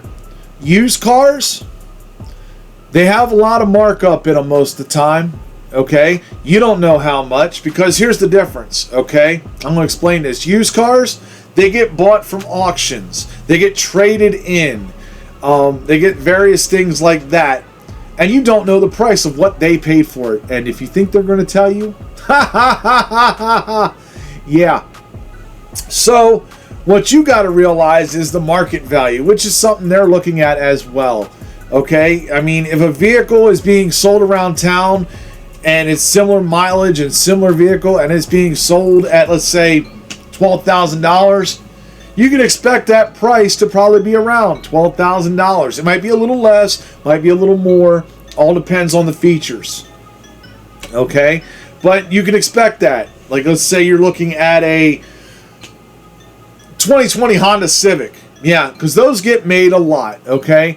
Honda Civics, you know, Toyota Camrys, vehicles like that, they get made a lot. You know, your compact cars. You know, why would you buy a used car? Because either A, they're cheaper, right? So you're thinking, okay, I don't care if it has miles. I don't care if somebody else drove it. I'm just going to go out there and get this. I need transportation. You know, you might be a college student needing their first car. Mom and dad going to help you out. You might have totaled your car and you may not have gotten enough money for it, so you need a new car. There's a lot of reasons why you need a used car. You know, used cars aren't always bad, but the things you got to look at are important. Let's say you go look at this vehicle. Let's use that 2020 Honda Civic, okay? You go out there and you're looking at the vehicle. Things you need to check. First off, look at the car for dents, scratches, okay? These are important. You want to look at your tires. It's the reason why I say tires, because even if you have a warranty, tires are not generally covered unless you have a specific tire protection in a warranty, and you have to really pay for that. You have to make sure it's specified in the contract. Okay, because you want to check out the tires. They're not going to replace them. They might have them where it is state minimum, where that tire is probably about half tread or less, wherever the state minimum is in your state. okay? You want to make sure. I always take a quarter, okay? I take a quarter, I put it in the tire tread.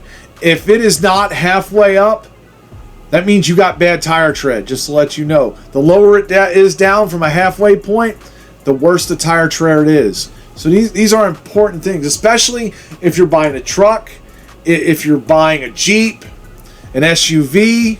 Those are very important. Compacts, it is, but not as much, okay? It's less weight than comparison to those other vehicles. A big thing you really want to check out here, okay? Carfax. You probably have seen commercials. If you hadn't, I'm going to introduce this to you. A Carfax is basically going to be able to tell you the entire history of the vehicle. It's going to be able to tell you, how many miles are recorded on that Carfax, if there's any accidents, if there's any recalls, how the maintenance has came up on it. You should always ask for that as well. If you do not see that on the Carfax, you want to get the mechanics report. That's another thing you want to ask for. The mechanics report from the dealership. They're going to be able to tell you, hey, this is what we replaced. This is what we fixed. This is why the vehicle is the price the way it is. That's what they're going to tell you. A lot of important stuff you need to look at. You want to test drive the used vehicle, okay? And it's more important here. You don't just want to go down, suburban streets, side streets on a used vehicle, okay? You want to take it out on the highway. It's very important.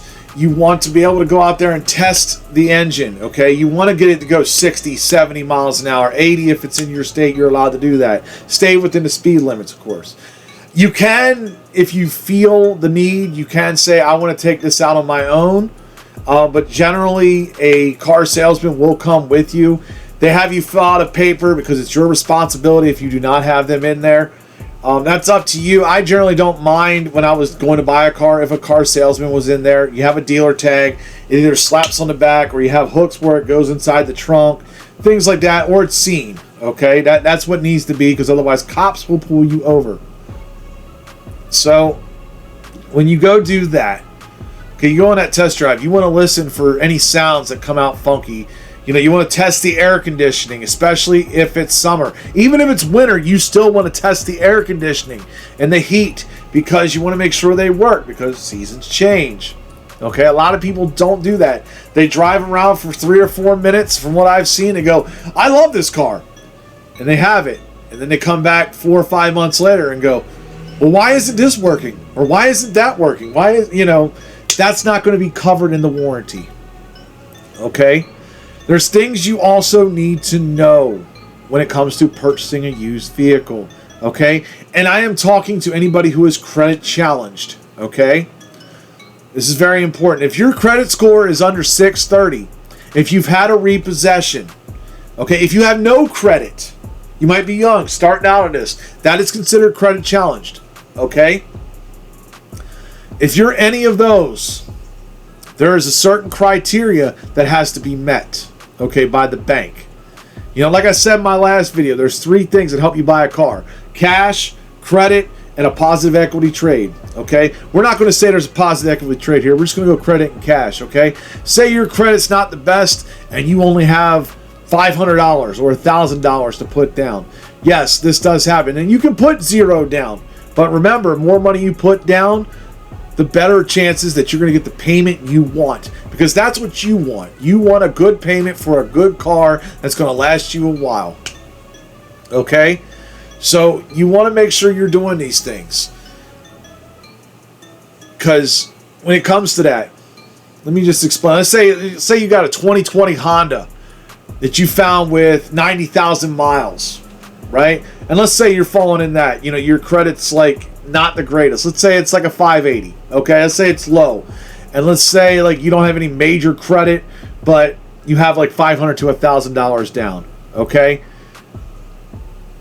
The big thing here is they're not going to approve that probably because the mileage is too high. So they're going to have to find criteria. If you're credit challenged, you may be only looking at X amount of cars on this lot. You'll only be able to look at X amount of cars on this lot. Okay? It's important. So that, because the bank's got to feel that, hey, we're going to get our value, we're going to get our money's worth when it comes to the interest rates and things like that. Because a used car, yes, will have higher interest rates on them generally. You will not find your 0%. You will not find your 2.9 or your 3.9. You know, that's reserved there. If you're on a used car, if you have excellent credit, you might be able to get like a 3, 4, 5%. Okay? A lot of times a tire, especially if you're challenged. You know, like I'm saying, used cars, I mean, if you got bad credit and you get a used car and it gets approved, you can almost guarantee it's going to be the maximum. In some states, it's 18%. In other states, it's 24%. In other ones, it's even higher. So it varies. You're going to get that maximum. Like I said here, now if you got fair credit or above, okay? Now I'm talking like if you got a 630 or above, you got good credit, excellent credit. It is important, and this is my opinion, I will tell you this. You want to go to a credit union. You want to, okay? And a lot of people will say, well, damn, are they going to be tougher on the deal? They might be. They might, okay? If you're comfortable with the price, you might want to go to a credit union because most of the times you can beat whatever they're getting. I mean, dealerships, they do work with credit unions, certain ones. You know, they may call them up and try to match or beat that rate. And they're going to try to, but it's always good to have your rate where you can go, hey, I got a rate here for X. Can you beat it? If you can, I'll go with you. If you can't, I'm going with this. Either way, the car's sold. The dealership's happy to a point. But that doesn't really matter. What matters is you, the consumer. So, yeah, these are things that are important. Credit union, credit union, credit union. Go to your Point Breeze. If you're military, go to USAA. Go to teachers' credit union. They got firefighter credit unions. They got all sorts. You got to look into it. Whatever you can get into. Best thing. You know, Navy Fed. All them. Credit unions. Okay, special financing. The big thing when you get to these things, okay, with credit, is you want to make sure that you have money down. Okay? Like I said, challenge credit, you need money down. If you got excellent credit, you might be able to get the interest rate you want with zero down. They're going to have you fill out a credit report regardless because they got to verify who you are. Okay, it might be a 5-liner, which is basically, you know, your name, your social, address, you know, you won't need to do the rest of that, especially if you're paying cash. You know, if you go through their financing, they're going to need all sorts of history. But also, you know, a warranty. A warranty is definitely valid on a used car. Okay? You want to get that warranty. You want to get protection. Especially, like, if you're talking about your engine and transmission, your drivetrain. That is very important. Okay? You want to make sure you have that protection.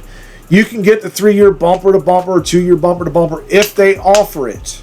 Some places do, some places don't. Finance manager will probably go over that with you. But these are questions you want to ask, okay? Because you want that protection if something happens. Because God knows, and I will tell you, honestly, I've seen this. People have driven off the lot, less than a quarter of a mile, gotten into an accident, okay? You want to make sure your insurance is on there. Insurance, I know some people think, okay, I got insurance on the old car, so I am good. Not necessarily. This all depends on state by state, okay? If you drive it off the lot and you get hit by a car, it may not be covered. This is why the salesman, hopefully they're on their A game, will make sure that happens because they want a copy of the insurance card. They want to make sure it's transferred over. You need that because otherwise then you're talking liability issues. And yes, I have seen it where people have came after dealerships and won because that did not happen. So yes, you want to make sure that you're covered. Some states will cover you like that if you don't have it covered. Other ones will not. This is a state-by-state case. Okay? Very important stuff. Have your insurance. Get your warranty. Okay? All in all, when it comes to a used car, check it over. Make sure it's good. You know, if you don't feel comfortable going by yourself, it is good to take somebody with you with mechanical experience. Okay? I see a lot of young people, they have their parents, their dad or maybe their mom, but a lot of times it's dad that comes in there and wants to check over the vehicle because they're usually mechanical guys. There are mechanical women out there, so you might see them too. But you're going to have somebody with some experience, okay, looking at a car. And I will tell you, if you feel any sketchiness, take it to your mechanic. If you have a mechanic, take it to your mechanic. Say, I want to take this over here. I want him to check it out before I buy it. And they'll grant it. Trust me, they might begrudge it a little bit. And they might be a little bit pissy and upset. But do it. There's nothing wrong with it. If your mechanic says it's good, then you know it's good. That's also something I will tell you. Have your own mechanic. Make sure you have somebody you know that is a good mechanic. Whether they work at Meineke or they work at your neighbor's house where you know them, you're a good friend. These are important. One more thing I want to talk about, okay? And this comes with oil changes, right? Oil changes and maintenance, okay? Important thing here is you want to make sure you have receipts. Okay? If you're not taking your car to a dealership, okay, you want to make sure you have receipts for the oil you bought, okay, the time and date when you're changing the oil, when you're doing maintenance on it, you want to make sure you have receipts. This is beneficial on two ways, okay? One, in case you have a warranty and, something happens, say engine blows up, right? You have the proof that you have been changing your oil, that you have done the proper maintenance, okay? That is high importance. The other big thing is whenever you go to trade in this car. You may do it. You may give it to your son or daughter, but you may trade it in. A lot of people do. A lot of people drive a car 2 to 3 years. That is the average before they trade them in. Some people ride them until the wheels fall off, but if you do, you trade them in, you have those receipts. You can go, look, I've taken care of this vehicle. This vehicle has its value. Boom. Did it this date. 3,000 miles, 6,000 miles. You're going to find now synthetics, you're only going to have to change those anywhere from 5,000 to 10,000 miles. That's generally what they've done because technology has helped out the automobile industry on that. And one more thing, let me think on this. I'm sorry, I'm doing this on the fly.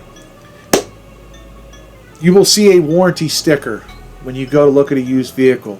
It may say as is. It may say 1 month or 1,000 miles. Whatever that is your minimal warranty, okay? If you're buying a used car, I really, truly, honestly suggest that you get a warranty. It's important, okay? If you rely on that, and let's say you drive 1,050 miles or it's over a month and then something happens, you are liable. You, not the dealership. You, okay? A lot of fine print when you read these contracts, and that's something I will tell you. Read the contracts. Make sure you're understanding what you're signing. On my next episode, I am going to go into new cars.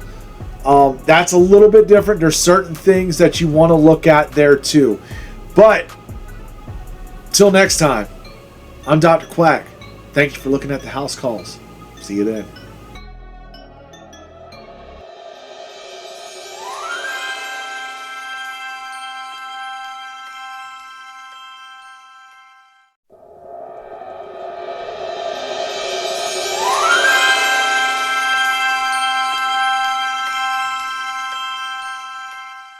Hello everyone, welcome to the Dr. Quack House Calls. I am Dr. Quack, and today we're going into our next installment on the car buying process. This is about new cars. What we've talked about before, we talked about online shopping, and in my last episode, we talked about used cars. Check those out if you haven't, because this one is a little bit different. It's similar, but there's differences here. As I'll tell you, the difference between buying a new car and a used car. New car! Right? There's a lot of great things when you get a new car. You are the first owner, which has a lot of benefits. You don't have to worry about how somebody drove it before. You also don't have to worry about your warranty being cut in half, because when you buy a used car, that manufacturer's warranty, that powertrain is generally cut in half. It does not have the same full effect. You don't get the 5 years, 50,000 miles, or 60,000 miles, or 100 miles, 1,000 miles, depending on the manufacturer. So, yeah, you get that full warranty. You don't have to worry about cuts. You don't have to worry about scrapes. You don't have to worry about stains. You don't have to worry about things like that because it's a new car. Big things I will tell you as far as checking out a new car. Okay, first off, you want to look at the rebate section. If you're going to a manufacturer, if you're going to Toyota, Chevrolet, Nissan, Mitsubishi, wherever, okay, you always want to look at those rebates because rebates change month to month. That's something that people don't understand.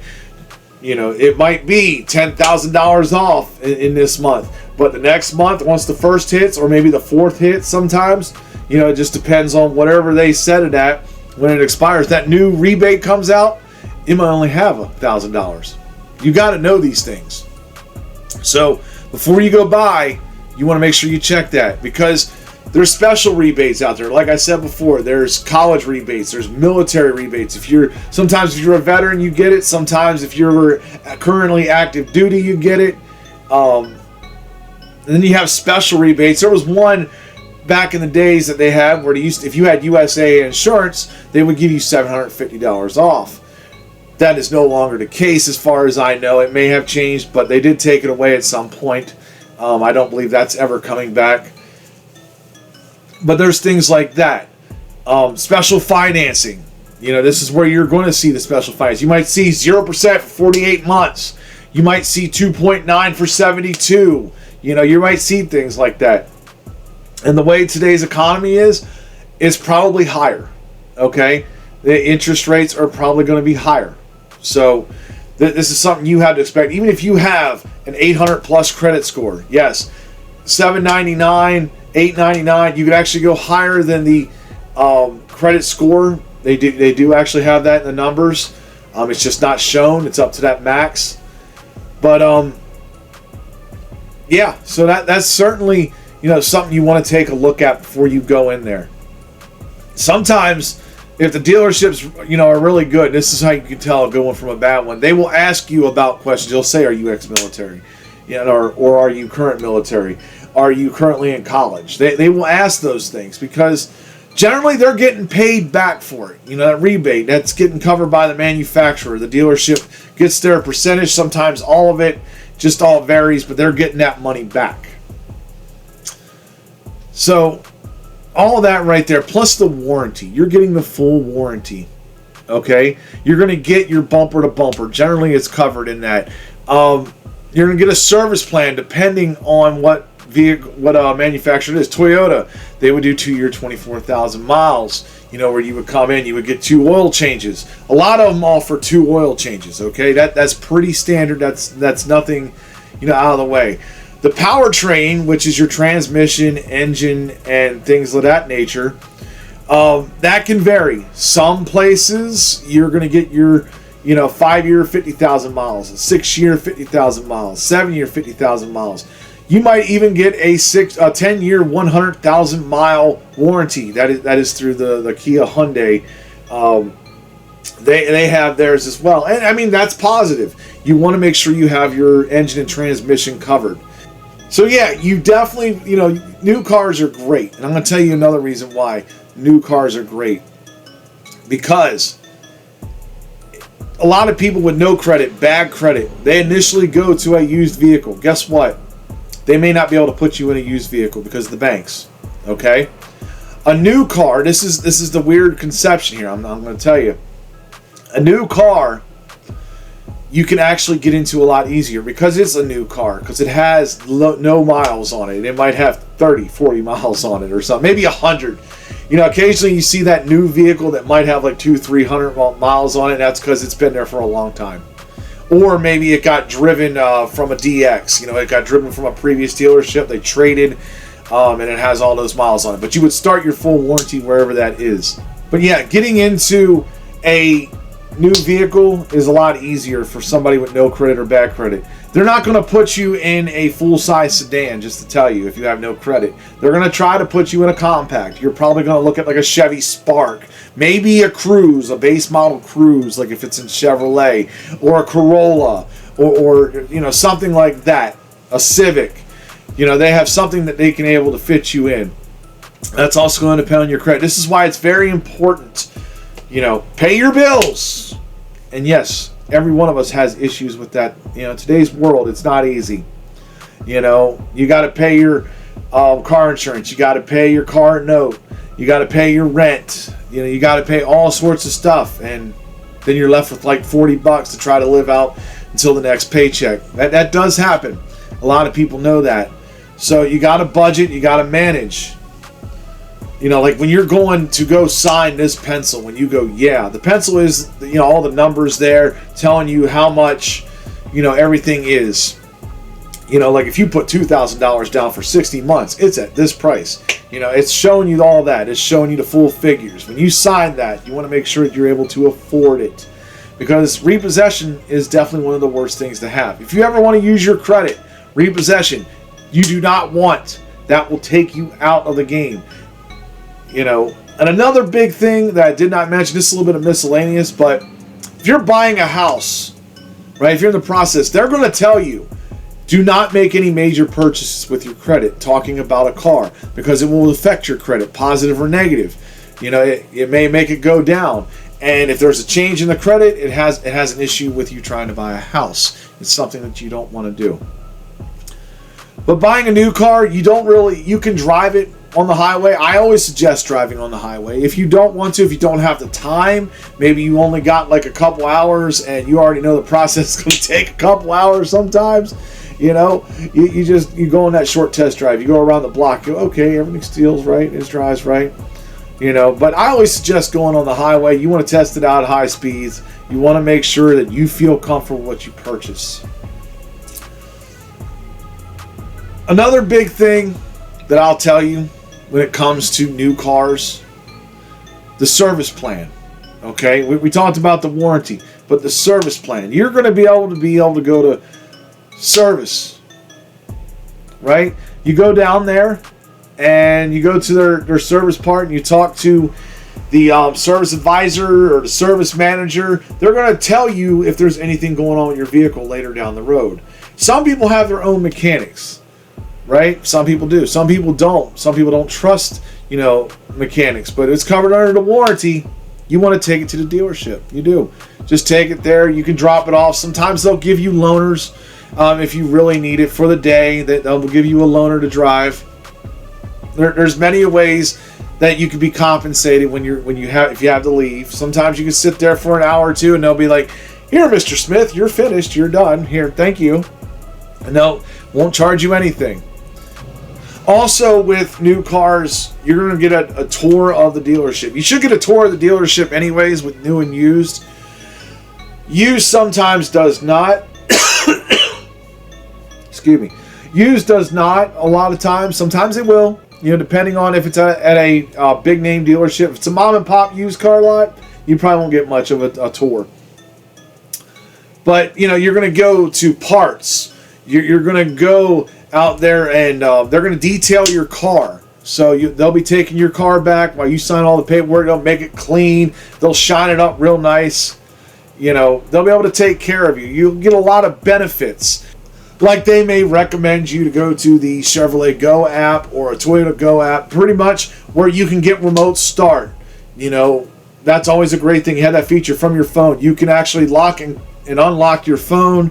Unlock your car rather from your phone. Like you could be in New York, your car could be in California, and you can lock it. And you can remote start it if it's really cold. Like if you have it cold outside, you're away. You can remote start it and let it start there for a couple minutes and then shut it off right from your phone. You can actually set your alarm, your car alarm from that. So there's a lot of cool things and benefits. There's extra stuff like Chevrolet has OnStar. OnStar is a great thing. It's a great navigation system. If you've ever used it, you'll understand.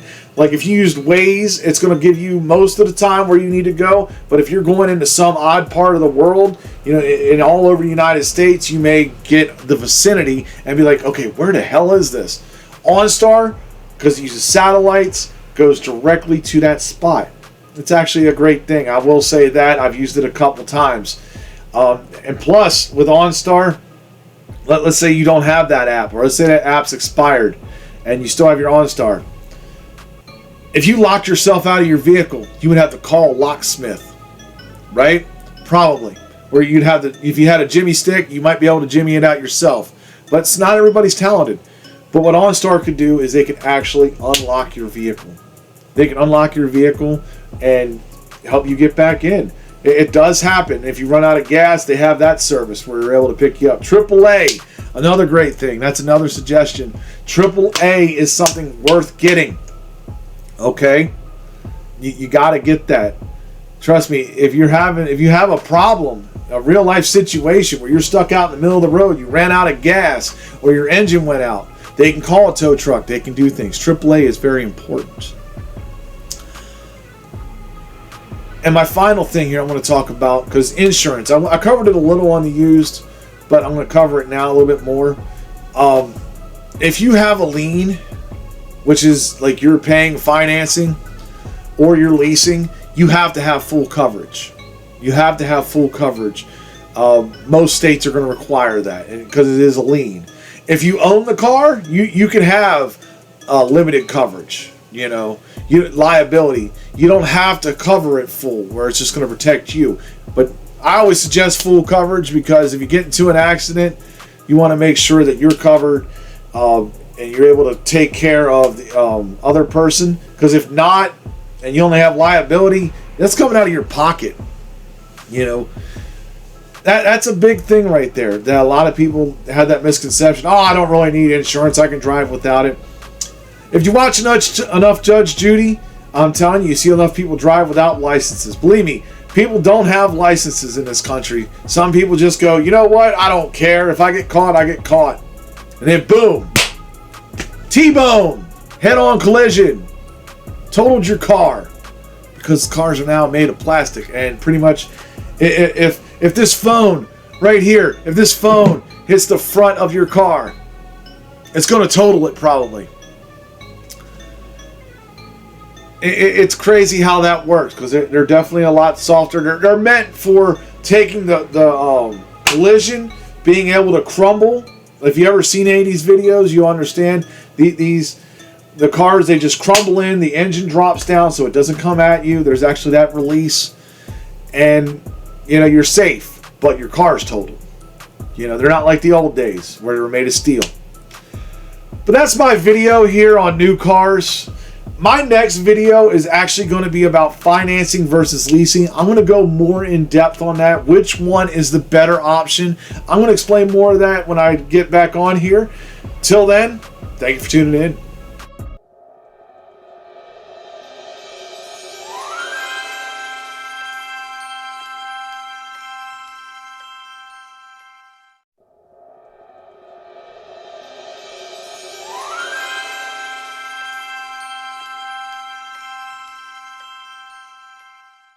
Hello everyone, welcome to Dr. Quack House Calls. I'm Dr. Quack, and today we're going to go into our final installment of the car sales process. We're going to talk about financing versus leasing. If you need to, go back to our videos here that we have posted about online shopping, new cars, used cars. Those are going to explain some of the things that I'm getting ready to go further in depth on. But right now, I'm going to go into this because the first thing I really want to bring up, because this is something that's important to understand the difference between a rebate and a discount. Okay? A rebate is something from the manufacturer. They're the ones that are actually coming out here and giving you money towards a vehicle and special ones towards a vehicle. A discount is something that the dealership does. They might, because a vehicle has markup in it, of course. You're out to make a profit, right? And it's not a whole lot of markup, but there is some. You're going to find more in trucks than you will cars. Cars you might find anywhere from $500 to $800 in markup, on new vehicles. With trucks, you might find a couple thousand. It varies.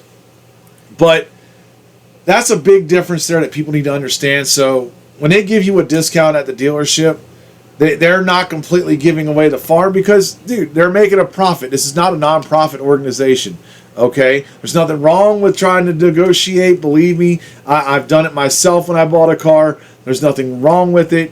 You just, don't overextend yourself. Don't go, hey, I'm going to pay $10,000 for a Camry, because they're going to throw you out. They're going to say, thank you for coming in, very nicely, and then they'll just move on. So let's get into it here. Let's talk about financing first, because financing is what generally people do. Most people don't have the cash to pay for a car. You can do that. Just know, whenever you're buying a car, you're already taking a depreciation value. Usually about 7 to 10 grand, sometimes more, depending on the vehicle. But financing, this is where I'm talking about your credit. Your credit is very important.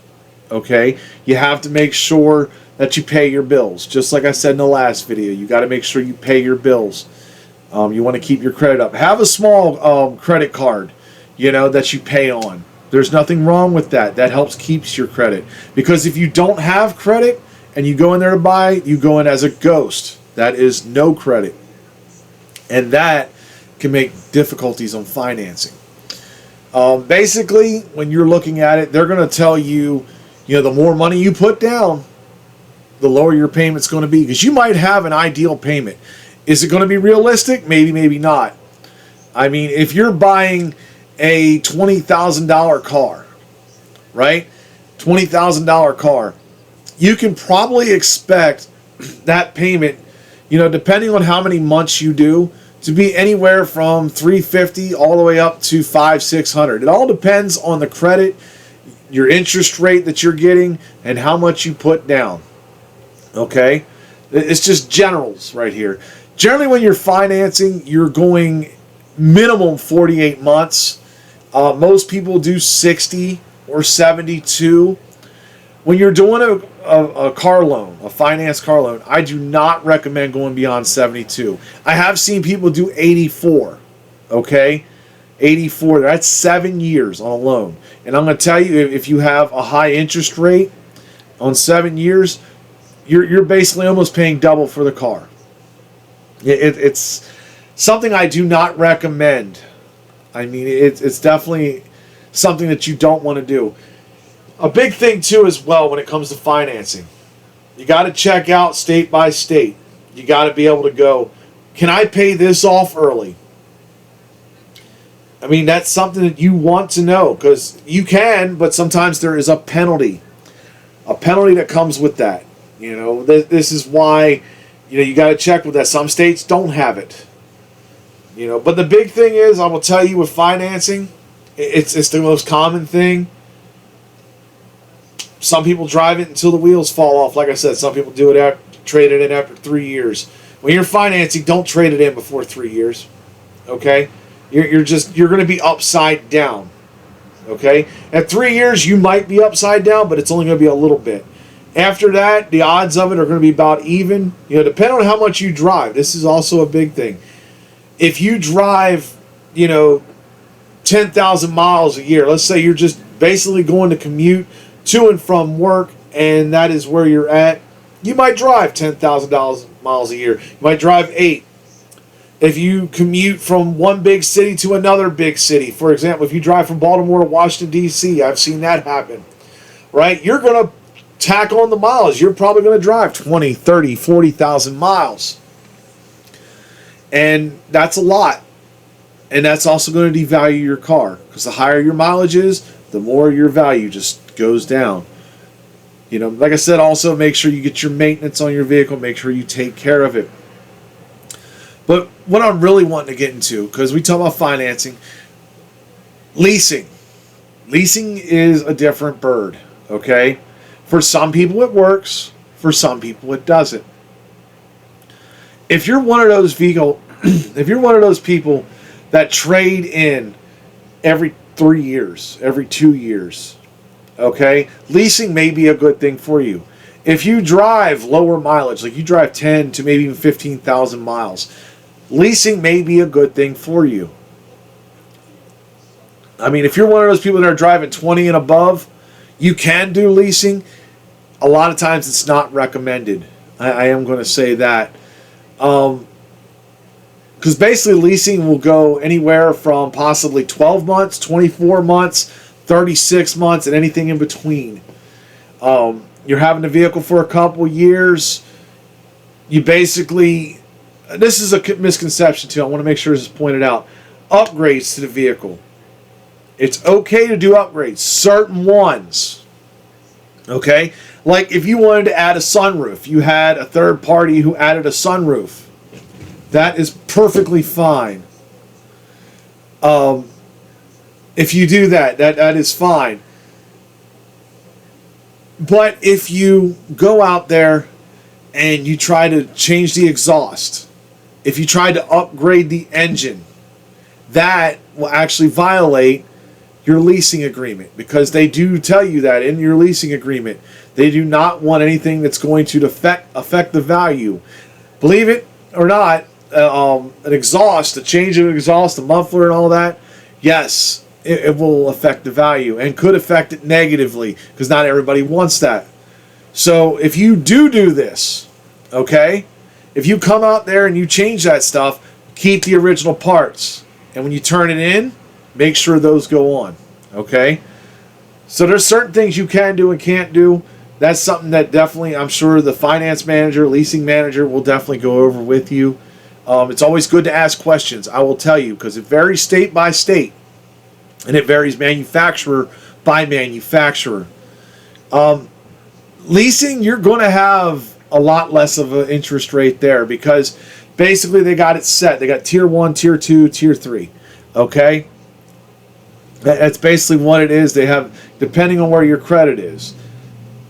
So basically you need to, make sure that you understand this, that you're only going to pay for a certain amount of the pie. Okay? You're like, if you have a $20,000 vehicle, you're not financing $20,000. You're financing worth 3 years of that vehicle. You're financing a portion, which might only be coming out to be $8,000-$9,000 out of 3 years. Okay. There was a customer that I had that wanted to finance Corvettes all the time. Right? He had a lot of money. He wanted to buy brand new Corvettes every year. Right? And you're spending into the $90,000 to $120,000 range and above on a Corvette. It's a lot of money. So I met him and I came to him and I brought up about leasing. I said, you're trading in your vehicle every year, right? You're spending $90,000. The value of the vehicle is substantially less. You're talking probably losing $15,000, $20,000, a year. And what happens? You're not doing yourself any favors. So why not just do a lease? And I was explaining this to him.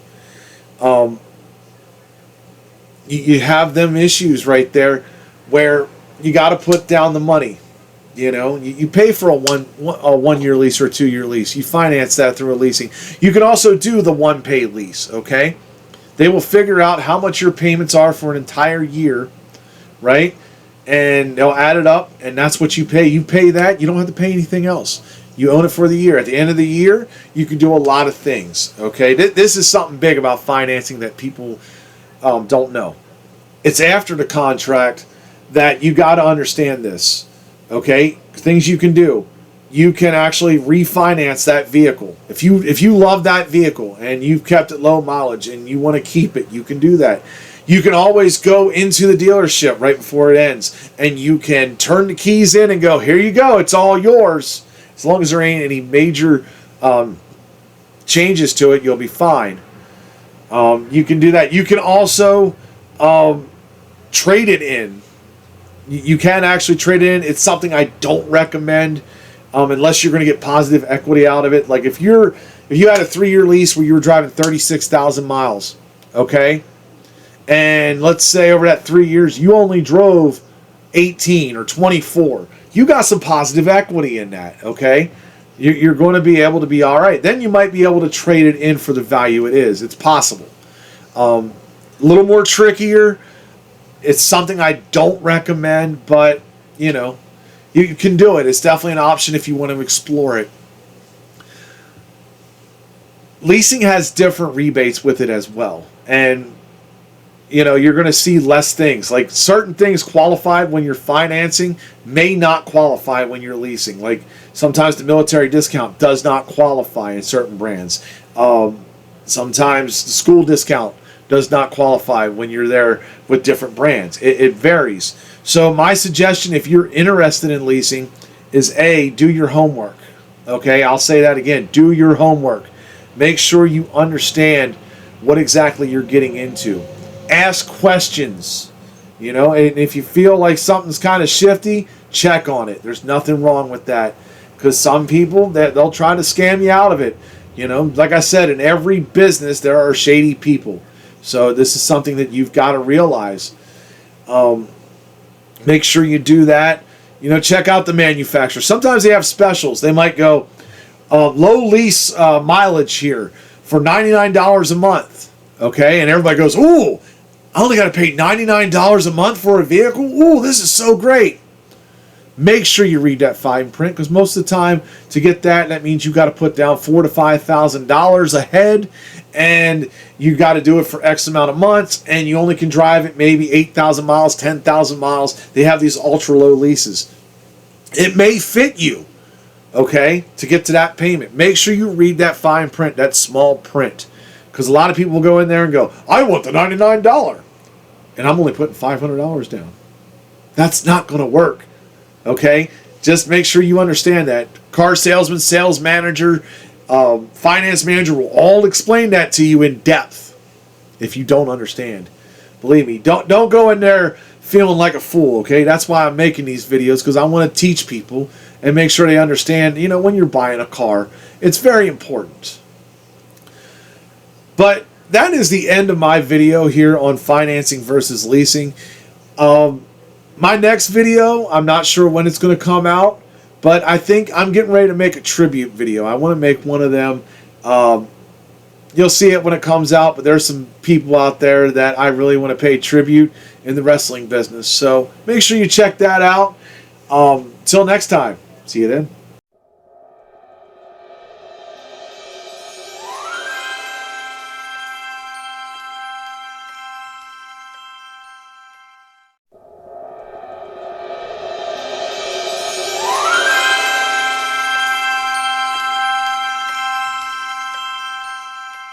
Hello everyone, welcome to Dr. Quack House Calls.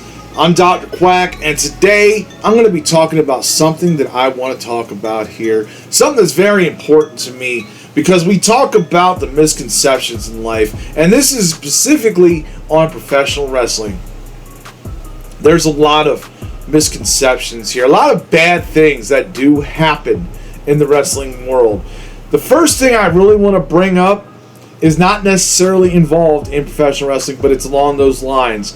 It's called schmoes and ring rats. Let me tell you, as a professional wrestler, male or female, you will experience the opposite sex, and that's what they call men trying to pick up on female wrestlers. Those are schmoes. Ring rats are females that are trying to pick up on male wrestlers. And we have our problems with that. I mean, all I can tell you is you can shake your ass as a wrestler, you can be right in front of them, you can get the cash, but do not sleep with them. Okay? Do not sleep with them. They want to live out a fantasy in their head. Okay? Because if you make that fantasy come true, 90% of the time, it's probably going to be disappointing. And there's a lot of other things that can come with that. Not just, you know, the drama that comes into any kind of sexual relationship, or if you even try to date somebody like that. It's very difficult for a wrestler to go out and date.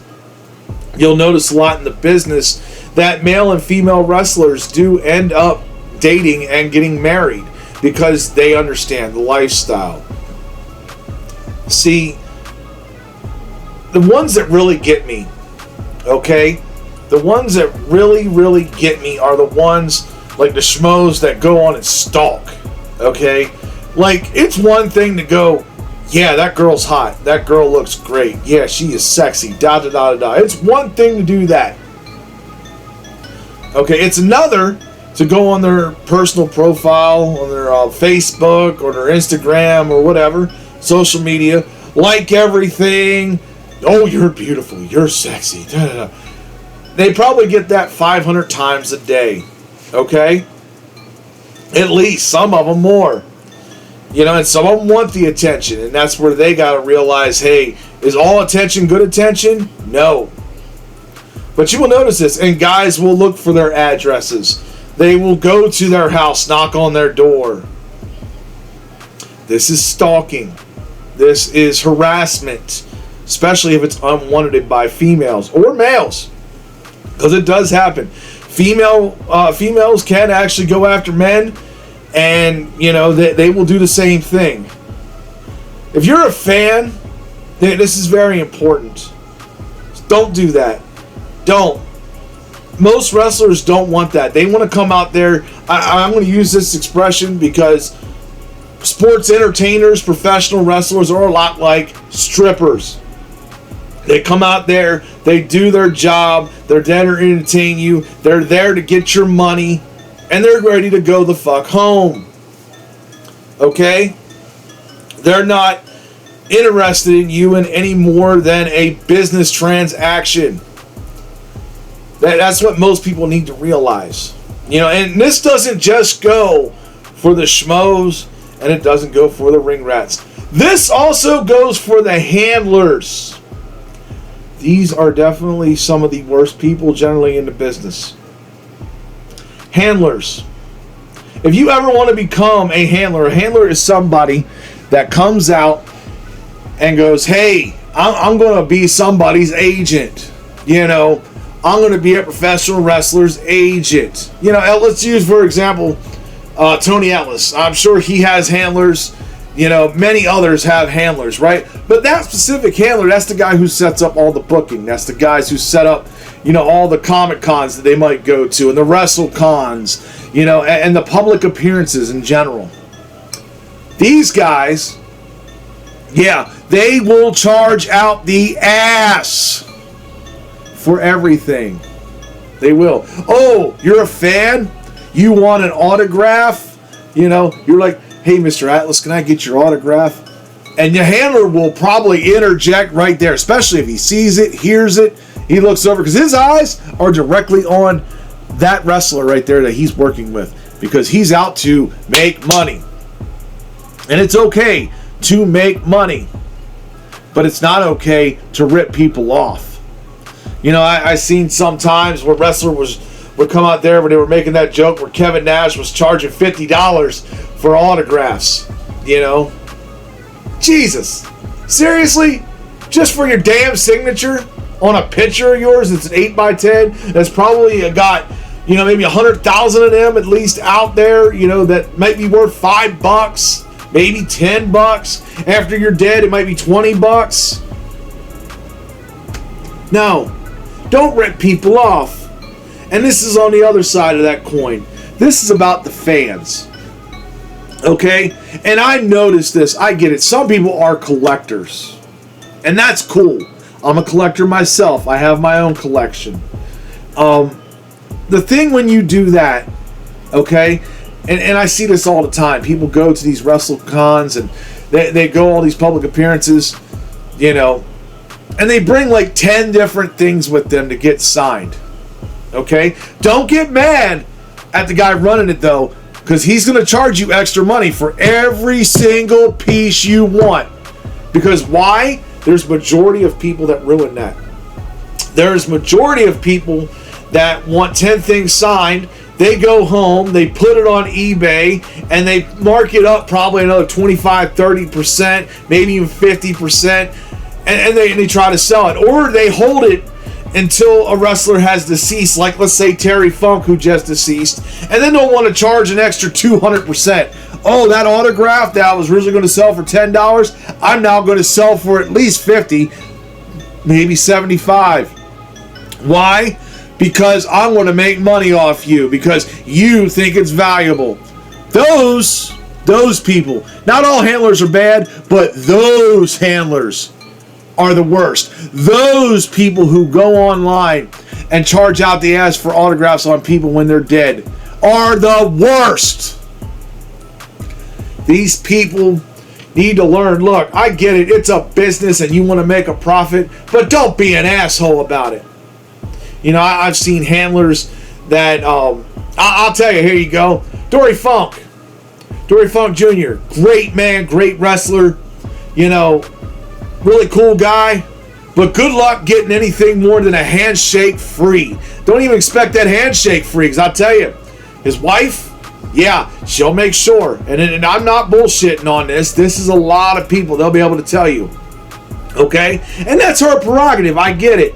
She is his business manager. She's going to make sure that they get theirs, which she should, you know?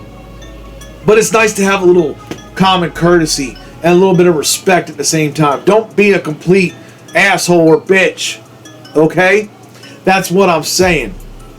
Those people need to learn. Crooked promoters. Let's get to you. Okay? Crooked promoters. And this happens all the time. I'm going to use an example here. This involved Raven many years ago. Okay? I was working with a promotion. You know, was talking about doing a joint promotion at the time. And I found this really wild because they brought in Raven on one of these shows. You're supposed to pay him $500. Guess what happened? At the end of the night, they didn't have the money. Because if you're a wrestling promoter, you shouldn't be booking shows unless you have the dough right in hand for your talent. You really shouldn't. That is one of the most disgusting things. Okay? So, yeah, they go, I'm going to rely on the gate. I promoted this everywhere. All in a small hick town that maybe had 400 people in it. And only 35 showed up with 20 comp probably. That was all family of the wrestlers and things like that. See, you got to take care of your talent. They deserve that. If they charge you a rate, and I'm talking even indie wrestlers, if they come at you and say, I'll come for you for $50 and transportation, right? If they come for you to say that, you pay them their $50 and transportation. If you choose to pay them more, maybe because the gate was actually good, or you wanted to reward them for really doing such a great performance, then you do that. That's okay. What's not okay is saying, I don't have the money. I don't want to do this. And this happens a lot, okay? I'm going to do a special plug. Watch the veteran Jack Vaughn. That man there, he puts out the real deal stuff that what happens in the cruelty side of the professional wrestling business. You know, I'm only speaking off my personal experience because I've seen it myself. You know, where you have that promoter, right? End of the show, right?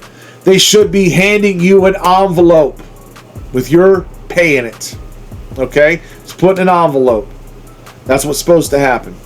When you have that promoter dicking around while everybody's breaking down the ring and they don't want to pay anybody for about 90 minutes to 2 hours, you're in the wrong.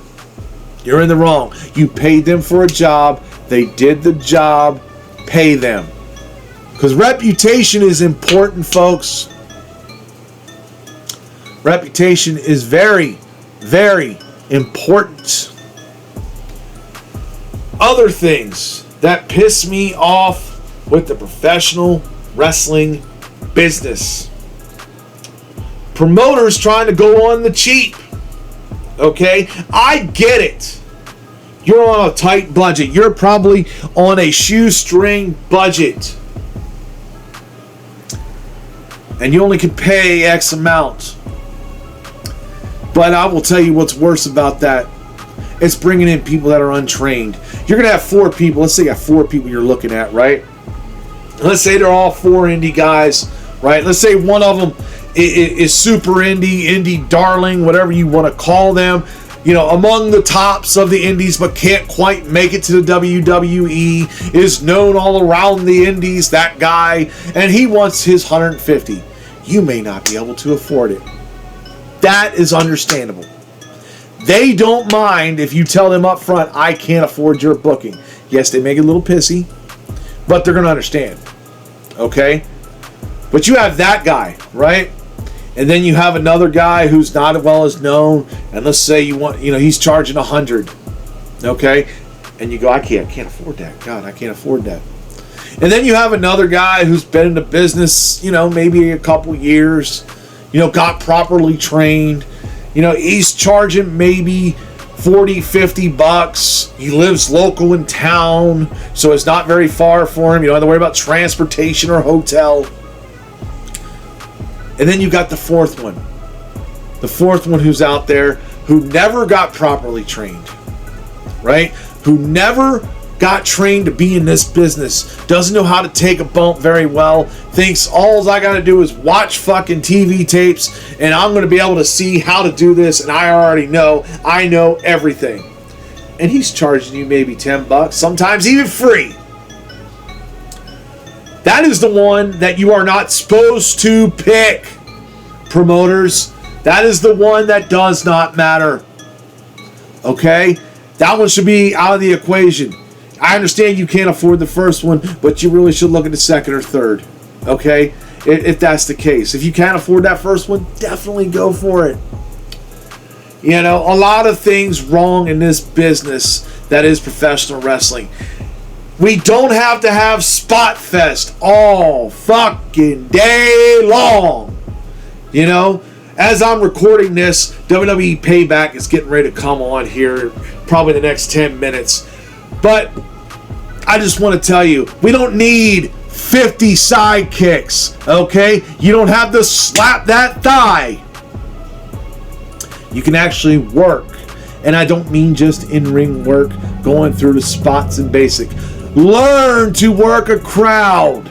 You want them to have emotion. If they don't have emotion, they do not want to be interested. They do not buy tickets. They do not buy merchandise. You have to get them right here, especially those in the crowd. You have to get them interested in you.